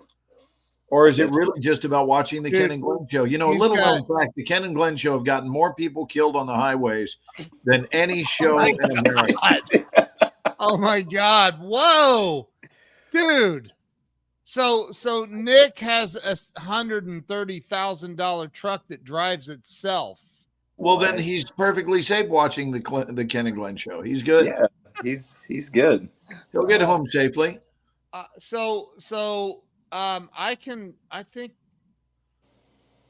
think I can. This is just. Ken, it's really not safe for people to watch our show while they're driving. And you know why, don't you? Because we're utterly captivating. That's why. And if we were a show that even marginally sucked, I'd say watch us all the time while you're driving. But once we get up and rolling, dude, there's nobody watching the highway. If they're watching the show, they're going to go ahead and commit. That's right. In fact, they'll probably forget they're driving altogether. I think the word here we're talking about is being mesmerized. There you go. Nick's wife, Anessa, just texted me. Would you like for me to tell you what she said? I'm sorry, I was mesmerized. Ken, what? By myself. Oh my God. Oh my So God. Josh, what's next? What do you got for us?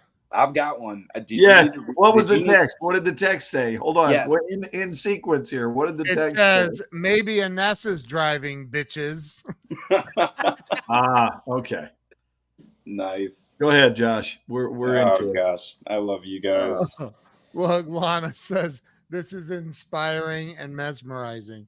So, what do you got for us, Josh? Yeah, this is Turn the Page.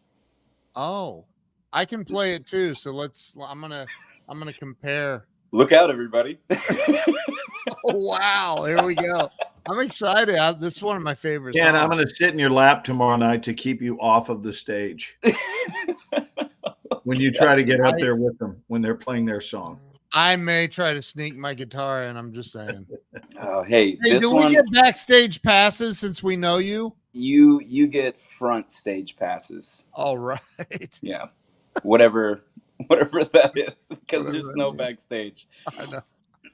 All right, this one's for you, Ken. All right, I'm muting myself. Thank you. Thank you.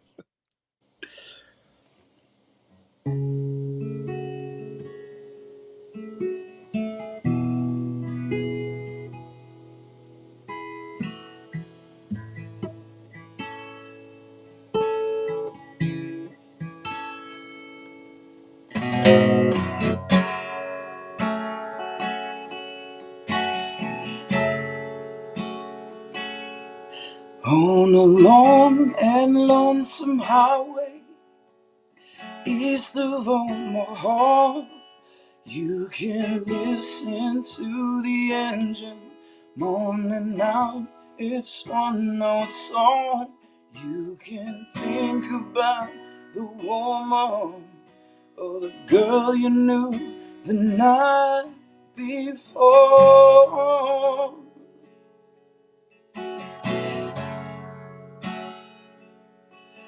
But your thoughts will soon be wandering the way they always do when you're riding 16 hours and there's nothing much to do. And you don't feel much like riding, just wish the trip was through. Oh, oh. You say, here I am on the road again. There I am up on the stage. Here I go, playing the star again. There I go, turn the page.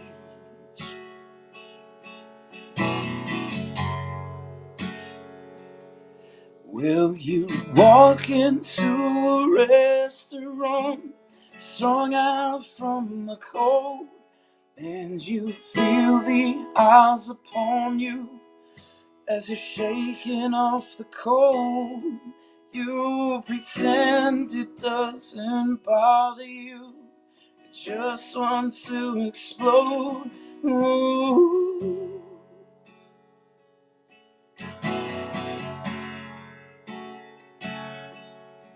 Most times you can't hear them talk, other times that you can. It's the same old cliches. Is that a woman or a man? And you always seem outnumbered. You don't dare take a stand. Yeah.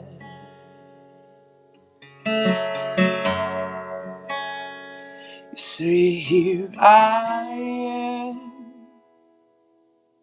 on the road again. There I am up on the stage, and here I go, playing the star again. There I go, won't turn the page.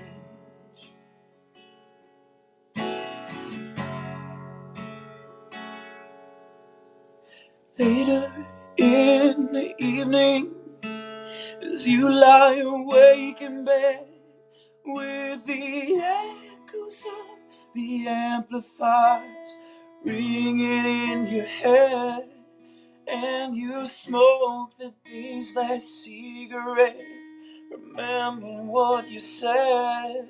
Yeah.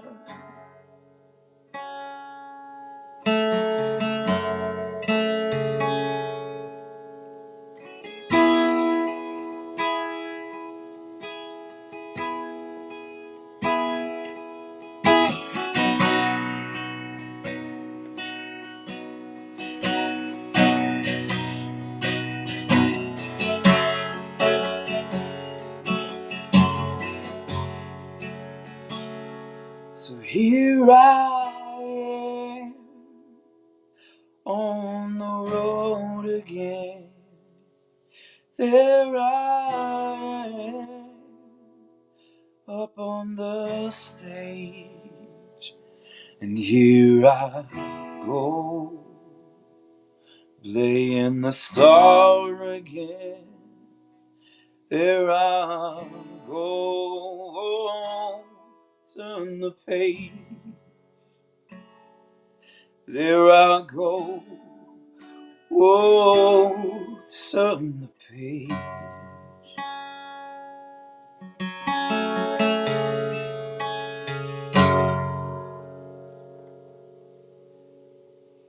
Wow, dude. Dude. Thank you, guys. Thank you. Wow. Wow. Hey, Really? can I say this is like one of the coolest things that I've ever gotten to do? Wow. Really? I mean, I'm breaking down just kind of the context of what I was doing tonight to, I was gonna go to bed. Funny story, a lot of people, Glenn, you don't know this either. For the last 7 years, I've played a Christmas elf in my community. And I get hired to go do like Christmas grams and like community, gatherings and like shopping stuff. And then I also do like photo shoots with people dressed as an elf. And yes, I do wear tights when I do this. I remember you being much taller. Yeah, exactly. But just in the context of the evening, kind of shutting down, because I have to get up in the morning and go do this elf gig tomorrow morning, because the Christmas season is upon us, obviously.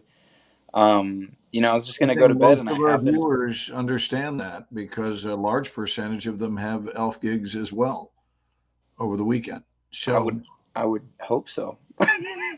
So we get it. Yeah.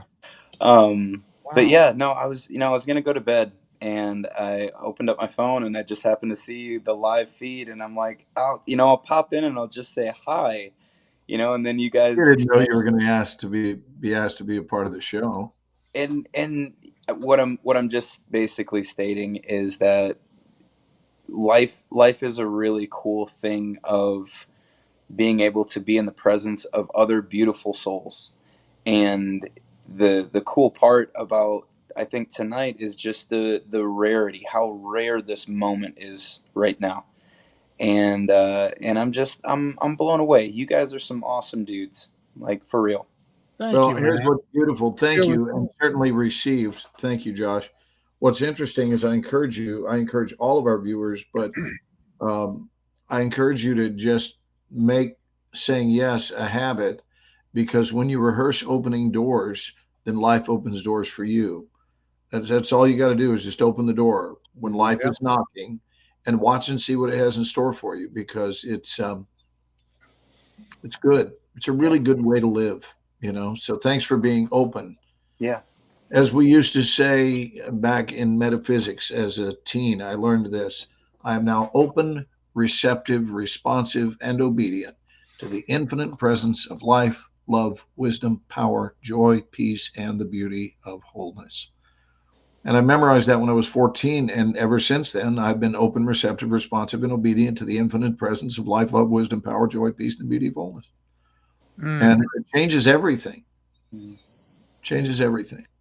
It's not about just hearing the whisper. It's interesting today, and during this talk, I talked about the whisper. And then I identified myself as not only a whisper hearer, I said, but I actually am a proud whisper obeyer. And there was a palpable, I can't say this enough. This is more, a one-on-one type thing, but just know that I'm not joking about this. When I said it, there were 300 people. Now, the sound they made, if recorded individually, if listened to individually, is very subtle. But when you times it by 300, here's what fills the room. But imagine times 300. It's no longer soft anymore. Yep. And it palpably fills the room.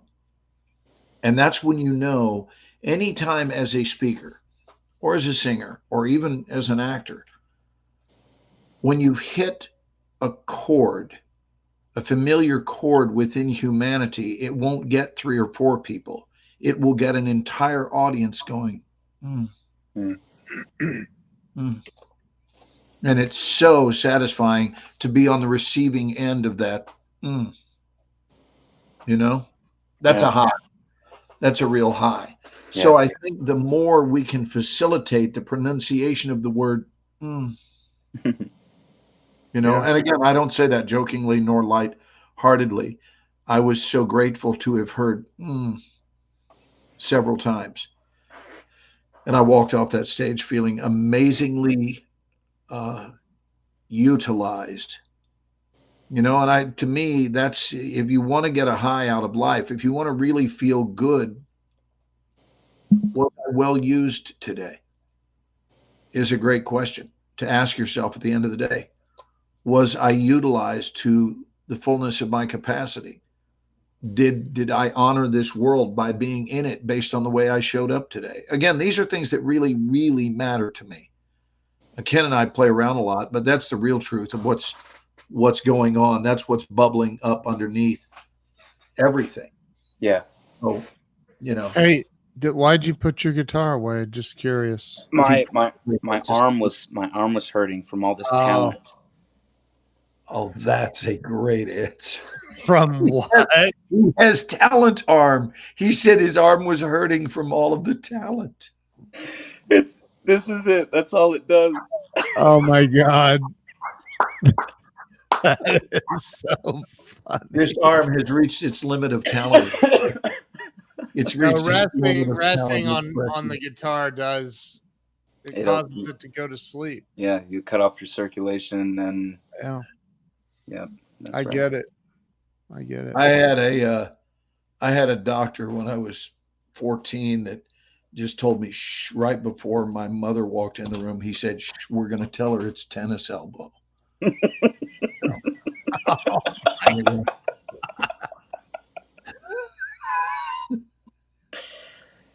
Ken and Glenn, Oh. not just for kids. Yeah. I love Lana. Look at it, Lana gave. That's so great. So needed, Glenn. Yeah. Ugh, So awesome. You know what? That's why Glenn and I, we started doing this show together back during the lockdown and all that nonsense. And we did it because people were scared, unsure. They were all of the things, right? And so we just said, let's just start doing a live stream and bring some laughter and hope and spirituality. And I was the guitar player on the show, but apparently I've been replaced. But hey, don't I've cheer up, never- cheer up, Buckaroo. You'll get your chance. I've never played it on the show, actually. But Okay, well, Yeah. do you have it? I'm not Listen. playing it. To quote Josh, Ken, I'm going to say something that'll make you feel better. When life gives you lemons, go where the fish are. Go where the fish are. Oh my God, that's so funny. Hey, Sure. hey, Come Ken, on. why wouldn't you play it? Because I'm not I don't know, I'm not confident in that arena. Yeah, Yeah. And I've played since I was 7. you've been playing since you're 7, so Yeah. that's like 12 years, right? Yes. Wow, that was good, Josh. Yeah. You know how you know you're really getting old? When Way to people make feel- up for unfriending me. when people feel the need to compliment you on your age. That's when you know you really are an old fart. When That people really- think you're too sensitive, and so they start making how young you look remarks. Oh my God, dude. Just Why, know it's over, Ken. It's over. Glenn, you just ruined a really good feeling I was having. What in the hell, man? I mean, I was feeling really Don't you remember the story about young man? emotional about that. Look, Josh, have you ever heard my line about young man? So Oh, this is an absolute truth, and you can Oh, count God. on it. In fact, you're entering that middle period. But Yeah. when you are a young man, and a young man means 18 to 35, Mhm. that's a young man. So people call you young man. Hey, young man, right this way, young man. Could I give you a hand with that, young man? Absolutely, young man. Right, everything is young man. Mhm. And then as you near 40, it stops. Now here's what's weird. It stops for about 20 years. Oh, It man. does. And then when you're 55, people say it now, only their motive has changed. They used to call you young man because you were one. Mhm. Now they say it to bolster your self-esteem because they know that you're beginning to question your own mortality. So you get to your 55th birthday and some butt wipe will greet you on your 55th birthday and say, yeah. how are you today, young man? And you're going, I haven't heard that shit in 20 years. You just made me And- think of about 5 people whose asses I need to kick. Thank you. Yeah. That's really And funny. then what happens is you start hearing it not less, you start hearing it more. Yeah. And when you cross 60, people start saying it a lot. When you get into your 70s, they say it a lot. And if you're still alive in your 80s, they say it constantly. Wow. And if you make it into your 90s, they won't stop saying it. Everything is, would you like a table, young man? Right here, young man. Nobody says, come here, you old fart. Nobody says that. They have to call you an old man or a young man. And that's the sign that you're not a young man when people start calling you it for the second time. Right. Yeah. Is that insightful or what? It makes sense. It really does. Yeah, it's tragically true, is what it is. Yeah. But you still ruined the moment for me. In what way, love? Hey, Josh listen. was trying to give me a compliment. Oh, I Ken- apologize. I was Saying that why I'm don't you mute me, Ken? 19. Yeah. I'm going to Yeah. put myself on a timeout. Ken, on a real note, Look, I'm he put himself in the corner. Oh my God. That's so funny. You know what's funny is right now he's just facing all of his really amazing trophies and memorabilia. I know. He's like, So he's there's- even though Look. Glenn's in a corner, he still has to see how amazing he is. I know. It's- oh, that is so funny. I would. That was good. I wish my corner was as terrible as Glenn's. Dude, I got to give it to you. You just told the truth about my corner. I set it up. I set it up that way so that even when issuing myself punishment, I get into a corner and then remember that I'm actually a pretty good dude. Oh my God, that is too funny, dude. Oh, Josh, man. where do you live? I'm out of Longview, Texas. Oh, do you live in Longview? Okay. Yes, sir. Glenn, why did you say he came from Houston the other day? Because he was down in Houston spending time with his family down there. Oh. Yeah, He I've was got down That's in odd that Houston your for family Thanksgiving. lives in Houston, but you live in Longview. I mean, yeah, no, Well, that's how you keep a marriage together. Yeah, okay. I've got family all over the place. Houston's one of them. I've got mom and dad in Florida, brother in Colorado, brother in Alaska, Wow. sister in Utah, sister in New Orleans. Wow. We're all, yeah. How many kids are there? There's 5 sisters and 3 brothers in my family. Wow. Yep, big old bunch of misfits. From Utah? No, originally Michigan. Okay. Oh, I'm from Ohio, dude. Oh no, this Did isn't I a ever good mention time. to you that when I would misbehave as a child, my mother would look over and go, "Boy, if only they had had the pill when I was young." Oh man. Yeah. No, Barbara's nicer than that. She is nicer than that, but it's a good line. Yeah, I know. yeah. So, are you going to do another song, dude? He wants to ask you a question first, Ken. Oh, go ahead. Sorry, go ahead. So I really I'm very intrigued about your guitar playing. You said you've been playing since you were 7. I have. So that's a long time, right? It's 48 years. And you don't play in front of people? No. It was a an escape for me. And once in a while it still is. I just, I mean, you understand being a musician. I'm also a drummer, so but when you I don't know, just I go to a different place, so I don't.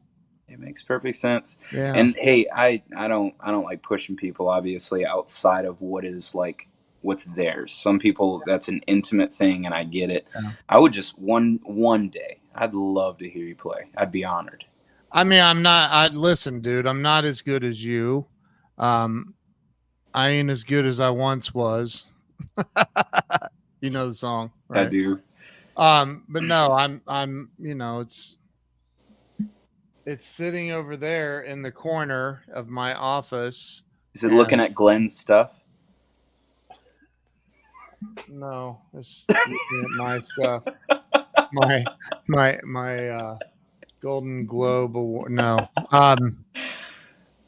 No. Yeah, I'll play someday, but I'm not playing now. You're getting a request to sing Overflow. I don't know if I know that one. Yeah, don't play it if you don't know it, because that's really, we see actors do that each week where they try to do scenes they don't know. Ooh, hey. Yeah. It's rough, man. Overflow. Patricia, who sings Overflow? Patricia's asking Ken to play something. Come on, Ken, be a sport. Toby Mac? Ken, you're getting requests, dude. Overflow by Toby Mac. No, I don't know. Ken, don't ignore this. You're getting requests. Look at this lighting. It's showing up like I've had one of those holes drilled in my, and it's just the lighting, but it looks weird. I see it. I'll see if I can start breathing out of it. I see Can it. you guys hear that? Is it that truck, that Indian again? No, the song Overflow.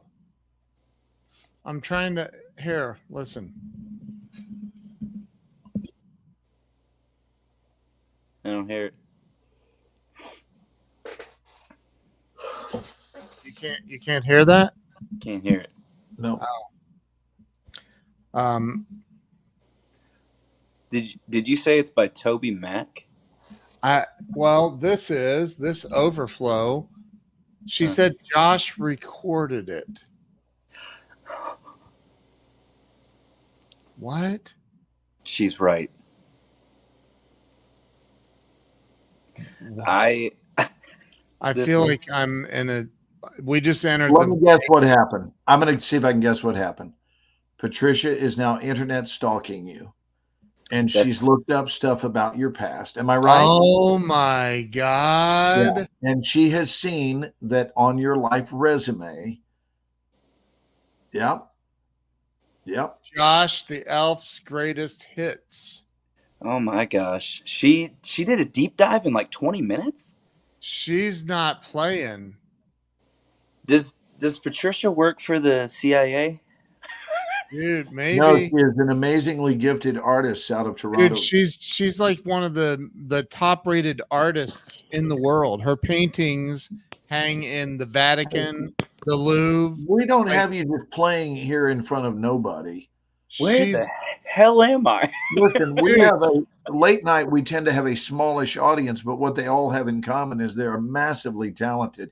You don't even get a permission slip to watch this show unless you've got your shit tight. Dude, That's right. This is That's nuts. why we only have a handful of people watching. We keep our circle very. He left. And we don't have the time we used to have. So now we used to do this weekly. Now we only hold auditions for the audience to be an audience member once a month. Yeah. Once a month. And if you don't have the proper criteria, you're not allowed to watch the Ken and Glenn show is really what it comes down to. That's amazing. Right. Yeah. Look, Josh, you need to get a tattoo that says I was on the Ken and Glenn show. I will do that on my lower back. Go. Yeah, Ken and Glenn was here. That's what it's going to say. Ken and Glenn was here. Oh, my God. At the same time.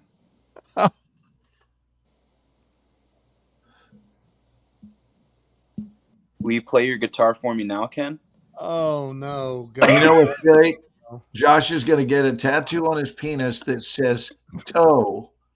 It's going to say TOW, like he works for a tow company or something. And then when he gets aroused, it says the Ken and Glenn show. Oh my gosh. That's so funny.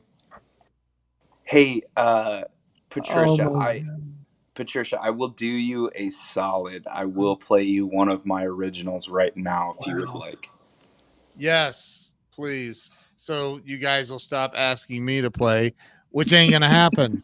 You have been asked repeatedly, and you have put yourself in performer jail, and I don't understand it, but I'm going to give you a get out of jail free card. Wait a minute. I have calluses. It'll hurt. It'll be embarrassing. I have no calluses. I haven't played in a while. Calluses. I know your story. Glenn, tell him life hurts. Ken, sometimes life hurts. Oh, that was perfect.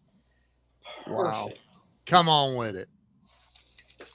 Wait a minute. Let me do it one more time.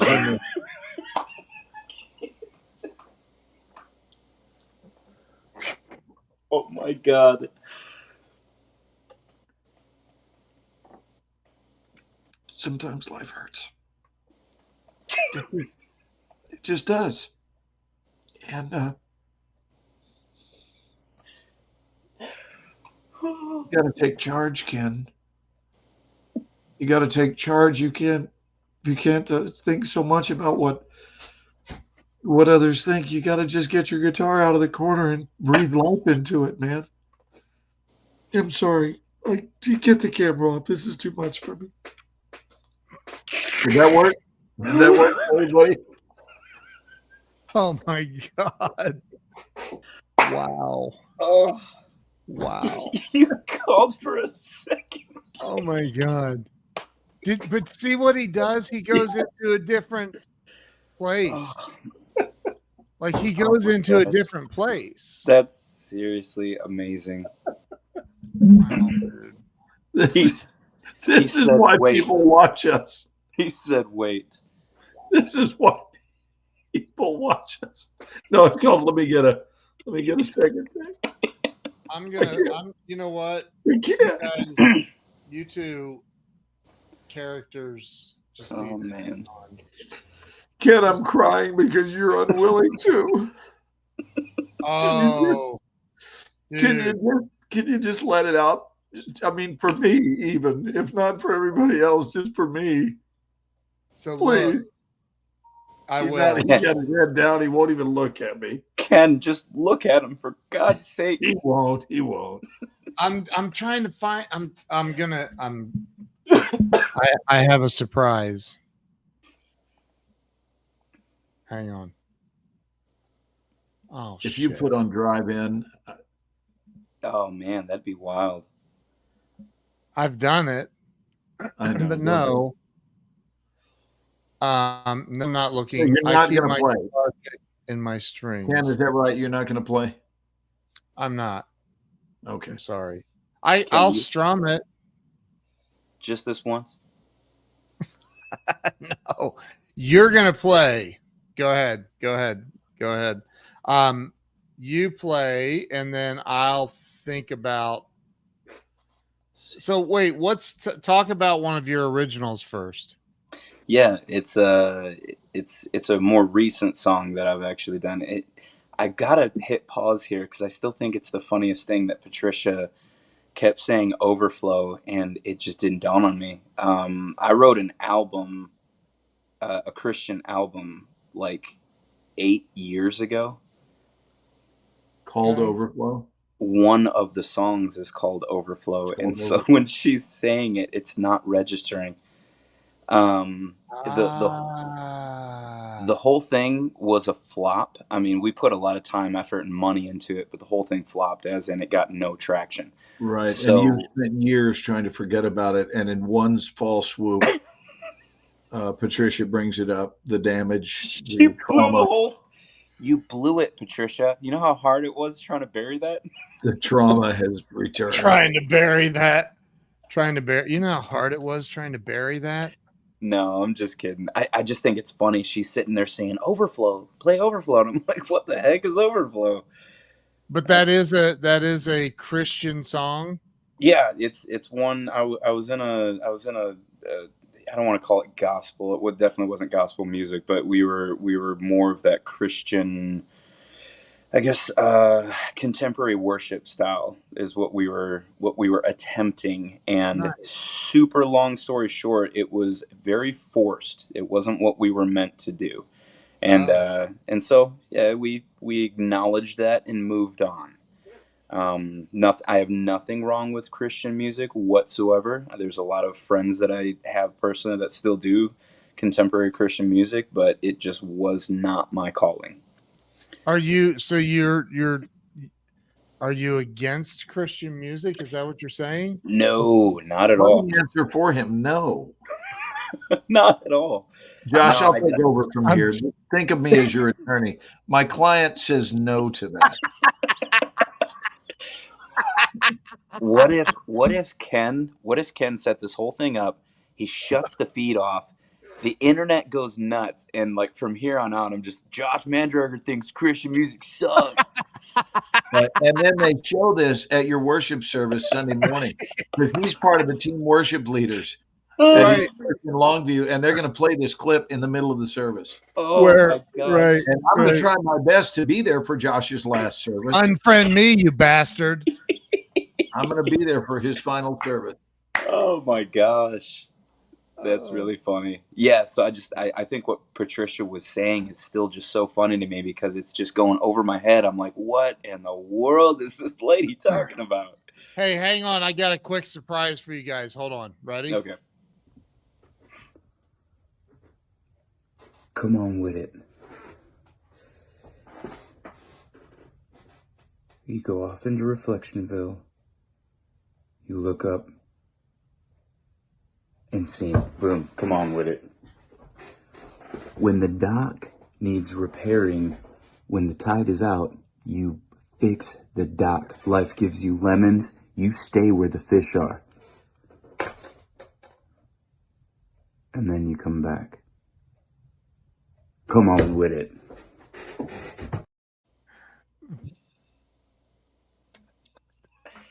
Classic. That is, oh my God. And yet he continues to be in my life. Hey, I really feel like that was the right play in that moment. Dude, that is, Glenn, of all, like, that is like the biggest compliment I think you could ever receive. Oh, come on. You know I Is- enjoyed it. Oh my I God, just had dude. to give him grief, but I loved it. I thought it was really funny. When did you brought it up? Oh no, He maybe did you it brought while up. I was napping, dude. He That's sat true. here at my desk. Carol and I are trying to get some shut eye, and he's clowning around in the office. Wow. Yeah, wait till he sees what I've got with my home cam up there in the corner that he also did in the office. Just, That's he didn't, I gone noticed. right I noticed he didn't send you that tape. I He think didn't I ask think you to the play that one. I think the Oh, first time I went to Glenn's house and I saw the couch up there, I think that was my first thought is that's a casting couch, isn't it? He did say that to me. Look, there it is over there. That's Oh my my office, God. and there's the casting couch. That's so funny. Holy crap. Yeah. Wow. And that's my TV and film paper that I set up to scroll down back behind me. Those are VHS cassettes, by the way, if anyone doesn't know what those are. But yeah, I set that paper up behind me when, on the rare occasion that I have to audition, then that's what we set behind us. So They wanted Patricia, me- yeah. by the way, Patricia Gigich is still here. Patricia wants me to sing her a lullaby. Do I'll it sing because she something. wants to go Betty by But, but I wanted to, she wants to come to our event. It's going to be January 6th and 7th. We nailed it down. Glenn and I are going to meet this week to work out the details. The cost investment to attend for 2 days is We in haven't the, said it yet. We Yeah. haven't decided. We're deciding. we don't know. We don't know the exact number yet. So we got to figure all of that out and et cetera, et cetera. But we are planning something very, very, very special. So That's awesome. yeah, you won't want to miss that. But That's super cool. and Patricia's going to fly down from freaking Toronto. That's how much she loves us. That's so cool. Oh, she's amazing. So It's going to be Ken- summer camp for wise adults, is what it's going to be. Yeah. Adults It that is. want to really restore and heal and also elevate their level of play. By the way, that was one, before we hear this song, that was one of the producing moments. I said, part of the problem is you adults, you stopped playing too soon. Yep. And collectively, 300 people going, like, yeah, right? So you played a lot when you were kids, and then you went, I can't do that. That's silly. I don't like, yeah. And the problem is that's the very thing that's causing you to age at the pace you're aging, is because you don't allow any room for play. Yeah. So That's- make sure you're playing. It's healthy. Why I I'm gonna look try 19. Absolutely. And that's why I have this hole in my throat. That's all youth right there. Listen, I want to tell a story you've never heard, Ken, that I told on stage today. So years ago, you guys will appreciate this. Years ago, I asked the owner, or the manager, rather, not the owner, the manager at a Chief Auto Parts, which is now known as AutoZone, but back in the day, it was Chief Auto Parts. And because I repair my own vehicles and repair friends' vehicles and been working on car engines my whole life, I used to be a regular face at Chief Auto Parts and still am at the one here, the AutoZone near us. But I was going down there and I asked the manager, I said, hey, I'm feeling kind of spunky. Do you have any new, really good employees? I'm talking like eager beavers that are just totally devoted. And he goes, actually, we do. We have a kid. He's been with us about a month and he's just the best ever. And he's very prompt and he gets a lot of nice things said about him. We're thrilled to have him. I said, good. Would you like to mess with him? And he said, "What'd you have in mind?" I said, "Well, I'm not going to tell you, but I'll just promise you it's going to be good." And he said, "All right." And I said, "Okay. So I'm going to do something and you'll hear about it in a day or two. When does he next work?" And he told me, I said, does he open the store? I know what hours you guys are open. Is he here in the morning? And he goes, "Yep. He'll be there that day, 8 o'clock. He'll open the store." I said, "Great." So I walk into the building at like 5 after 8. I am parked in the lot ready to go. I see this guy come in and, before open up and everything. He opens up right on time. And I walk in and I don't say a word. I simply set down on the counter. I say, "I would like to return this," and promptly set down a gallon of milk. Well, wait, you're going to laugh more when you hear. I did not just set down a gallon of milk. I took a Ralph's grocery store receipt for the milk, cut it in half, and taped it to a Chief Auto Parts store receipt, went to Kinko's and had a receipt printed that shows that I bought the milk yesterday at Chief Auto Parts Oh my at God. 4708 Laurel Canyon Boulevard in Los Angeles, which is the very store I'm at. Oh my And I said it on the Gosh, phone. Glenn. Wait a minute. No, it gets better. This is Oh all my true. God. I'm into messing with people and I know how to do world-class pranks. So in order to further legitimize it, I went and took the label. They're just stickers. I took the sticker, peeled it off the jug of milk, and falsified a sticker that said vitamin D milk. And at the top of it, in color, I put Chief Auto Parts and printed that sticker up at Kinko's and slapped it on the milk so that it now says Chief Auto Parts vitamin D milk. My God. Okay. I went in and I said it, and he's like looking at it and looking at the receipt, knowing that I'm lost. He's going to say, "Sir, this is, from Ralph's grocery store down the road," or whatever. He looks and it says Cheap Auto Parts, that address. And then I looked at him and I went, "Dude, I don't want a refund."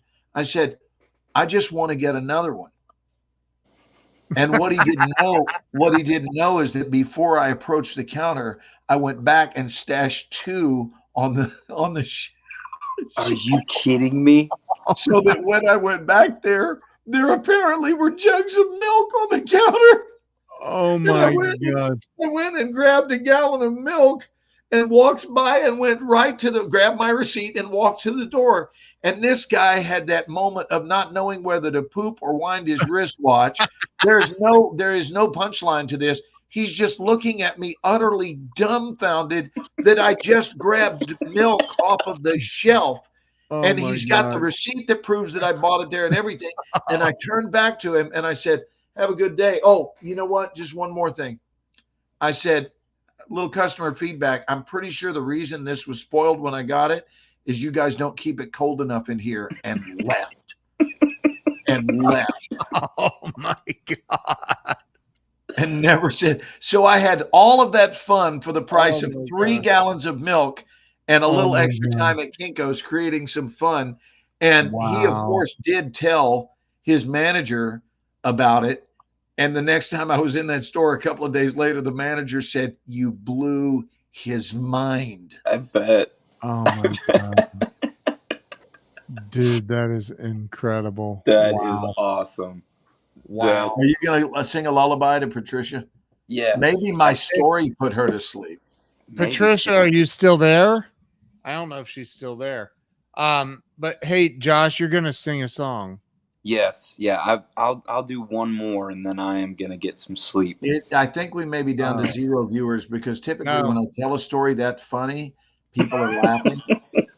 And I didn't see even one person say, "Hey, Glenn, that's funny." Yeah, no, nobody. We're What- not what- down to. What happened to the people that were driving home? We have. Well, I've told you what we do to them when they drive and watch us. Oh, please don't. No, they.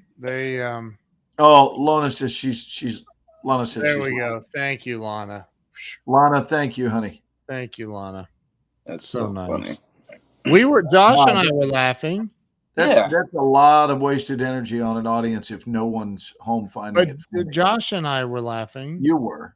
I really Where like You it. guys are Hey. low hanging. You guys are low hanging fruit. Where two or more are gathered. Yeah, it's There a I lot am. like me being thrilled that I my mean- mother laughed in an audience. I mean, you know, It doesn't count. It's Wow. no, like it doesn't. it's like a Josh, courtesy. do you have hair? Yeah, he's going with that bald man special Oh, yeah, sorry. where he hangs it on the top of his head. Yeah, Oh, no, there it yeah. is. There it is.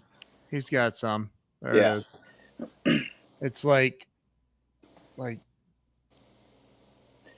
that. I didn't have time to get my studio set up, so Okay. Hey, I'm Josh. I'm gonna play. I'm you some- grateful for Lana's single laugh. I'll go tell you that much. It means a lot. yeah. It was not just her though. We laughed too, All right, let's hear the song. but we laughed. Can you I know. acknowledge? You and I are going to talk about what a real laugh looks like after the show. Oh my god! Wow. And on that note, I'll play myself out. Wow, I was going to come and see you tomorrow, Josh. I'm kidding. I think for both of our sakes, I mean, what's the point of both of us getting chewed out? I mean, if Glenn's gonna chew someone out, I think I'd rather him chew you out, Ken. Wait, I don't think he'll interrupt that- the show. And that being said, let me play this song. I chewed you out and then left. Is that the name of the song? Oh, I hope it doesn't hurt, but even if it does, Glenn still loves you. That's not the song. Okay, what song are you playing? For me, play Get Your Tongue Out of My Mouth because I'm kissing you goodbye. Yeah. Okay, here we go. It's called It's Hard to Breathe with That in My Mouth. Oh, man.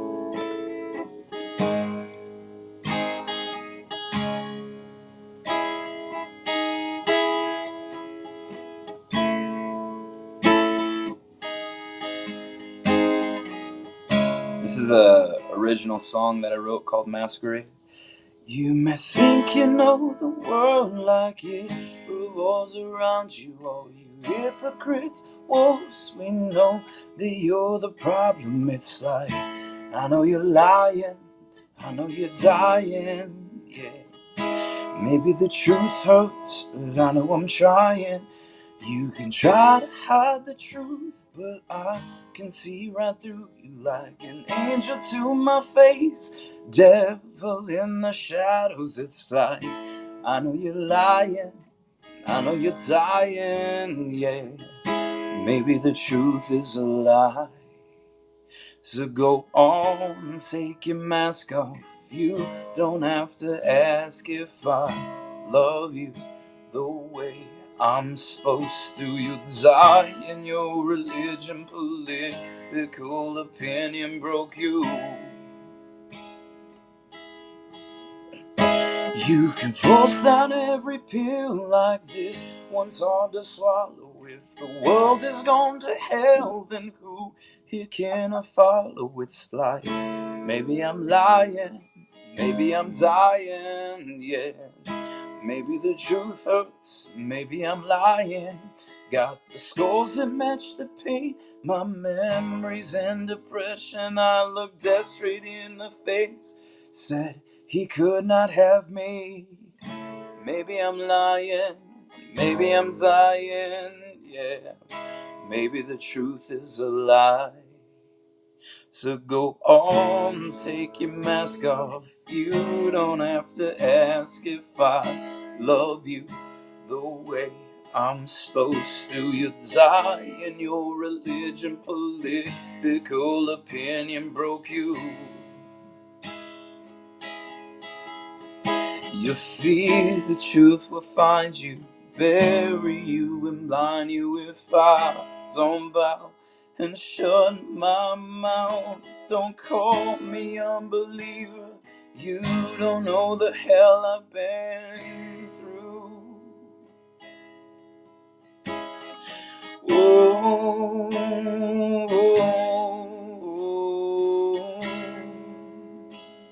oh. One more time I put the pistol up to my head. All my demons started laughing on my bed. One more time I put the pistol up to my head. All my demons started laughing under my bed. They said, oh, oh, oh, oh, you're never good enough. Whoa, oh, oh, you're never strong enough. Oh, you never loved enough. They say no one loves you, loves you, loves you, loves you at all. No one loves you, loves you, loves you, loves you at all. So go on, take your mask off. You don't have to ask if I love you the way I'm supposed to. You die in your religion, political opinion broke you. You fear the truth will find you, bury you and blind you if I don't bow and shut my mouth. Don't call me unbeliever, you don't know the hell I've been through. Don't call me unbeliever, you don't know the hell I've been through.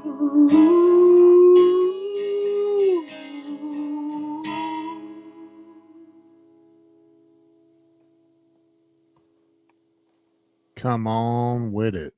Come on with it. Come on with it, indeed. Beautiful, Josh. Don't burn your throat out, baby. Save something for tomorrow night.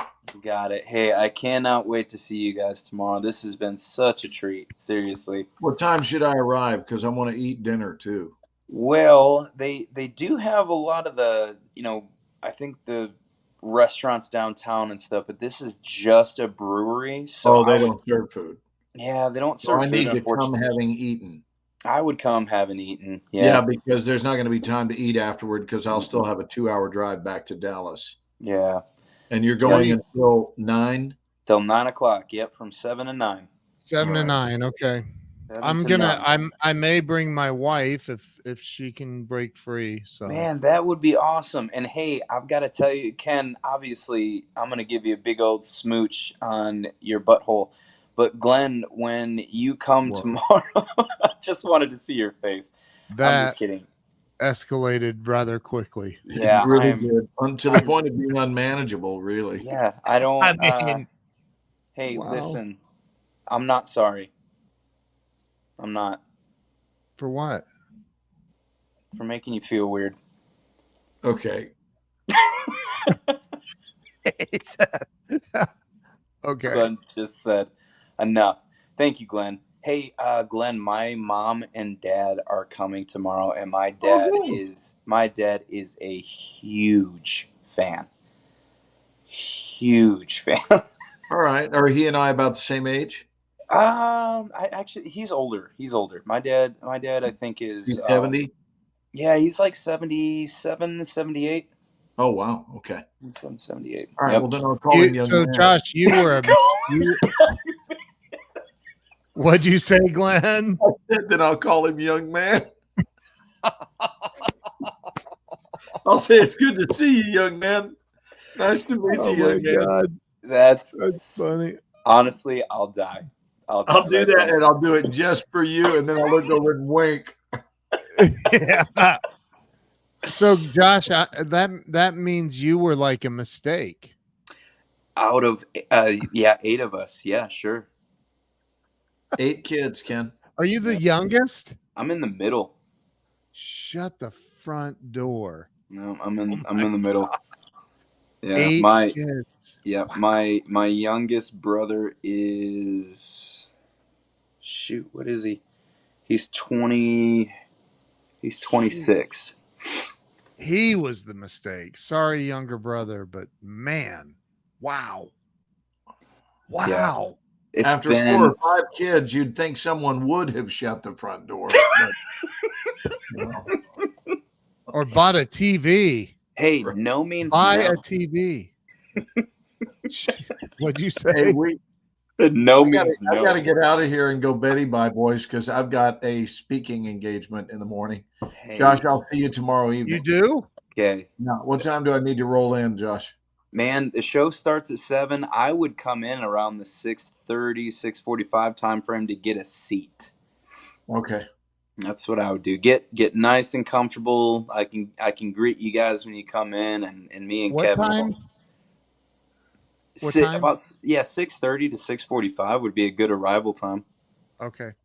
Yep. Okay. Yeah. Text me the address of the place if you would. Yeah. Yep. I'm gonna do that right after I send you a Facebook friend request. I already sent you one, dude. I'm gonna delete it and then send my own. Okay.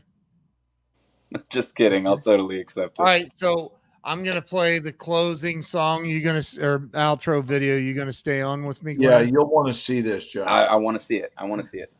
Okay. Hey, guys, thank Hey. you for tuning in tonight. We appreciate you spending time with us and our guest this evening. It was all impromptu, as it always is, but we love you here at the Ken and Glenn Show, and happy holidays. Happy holidays. See you guys.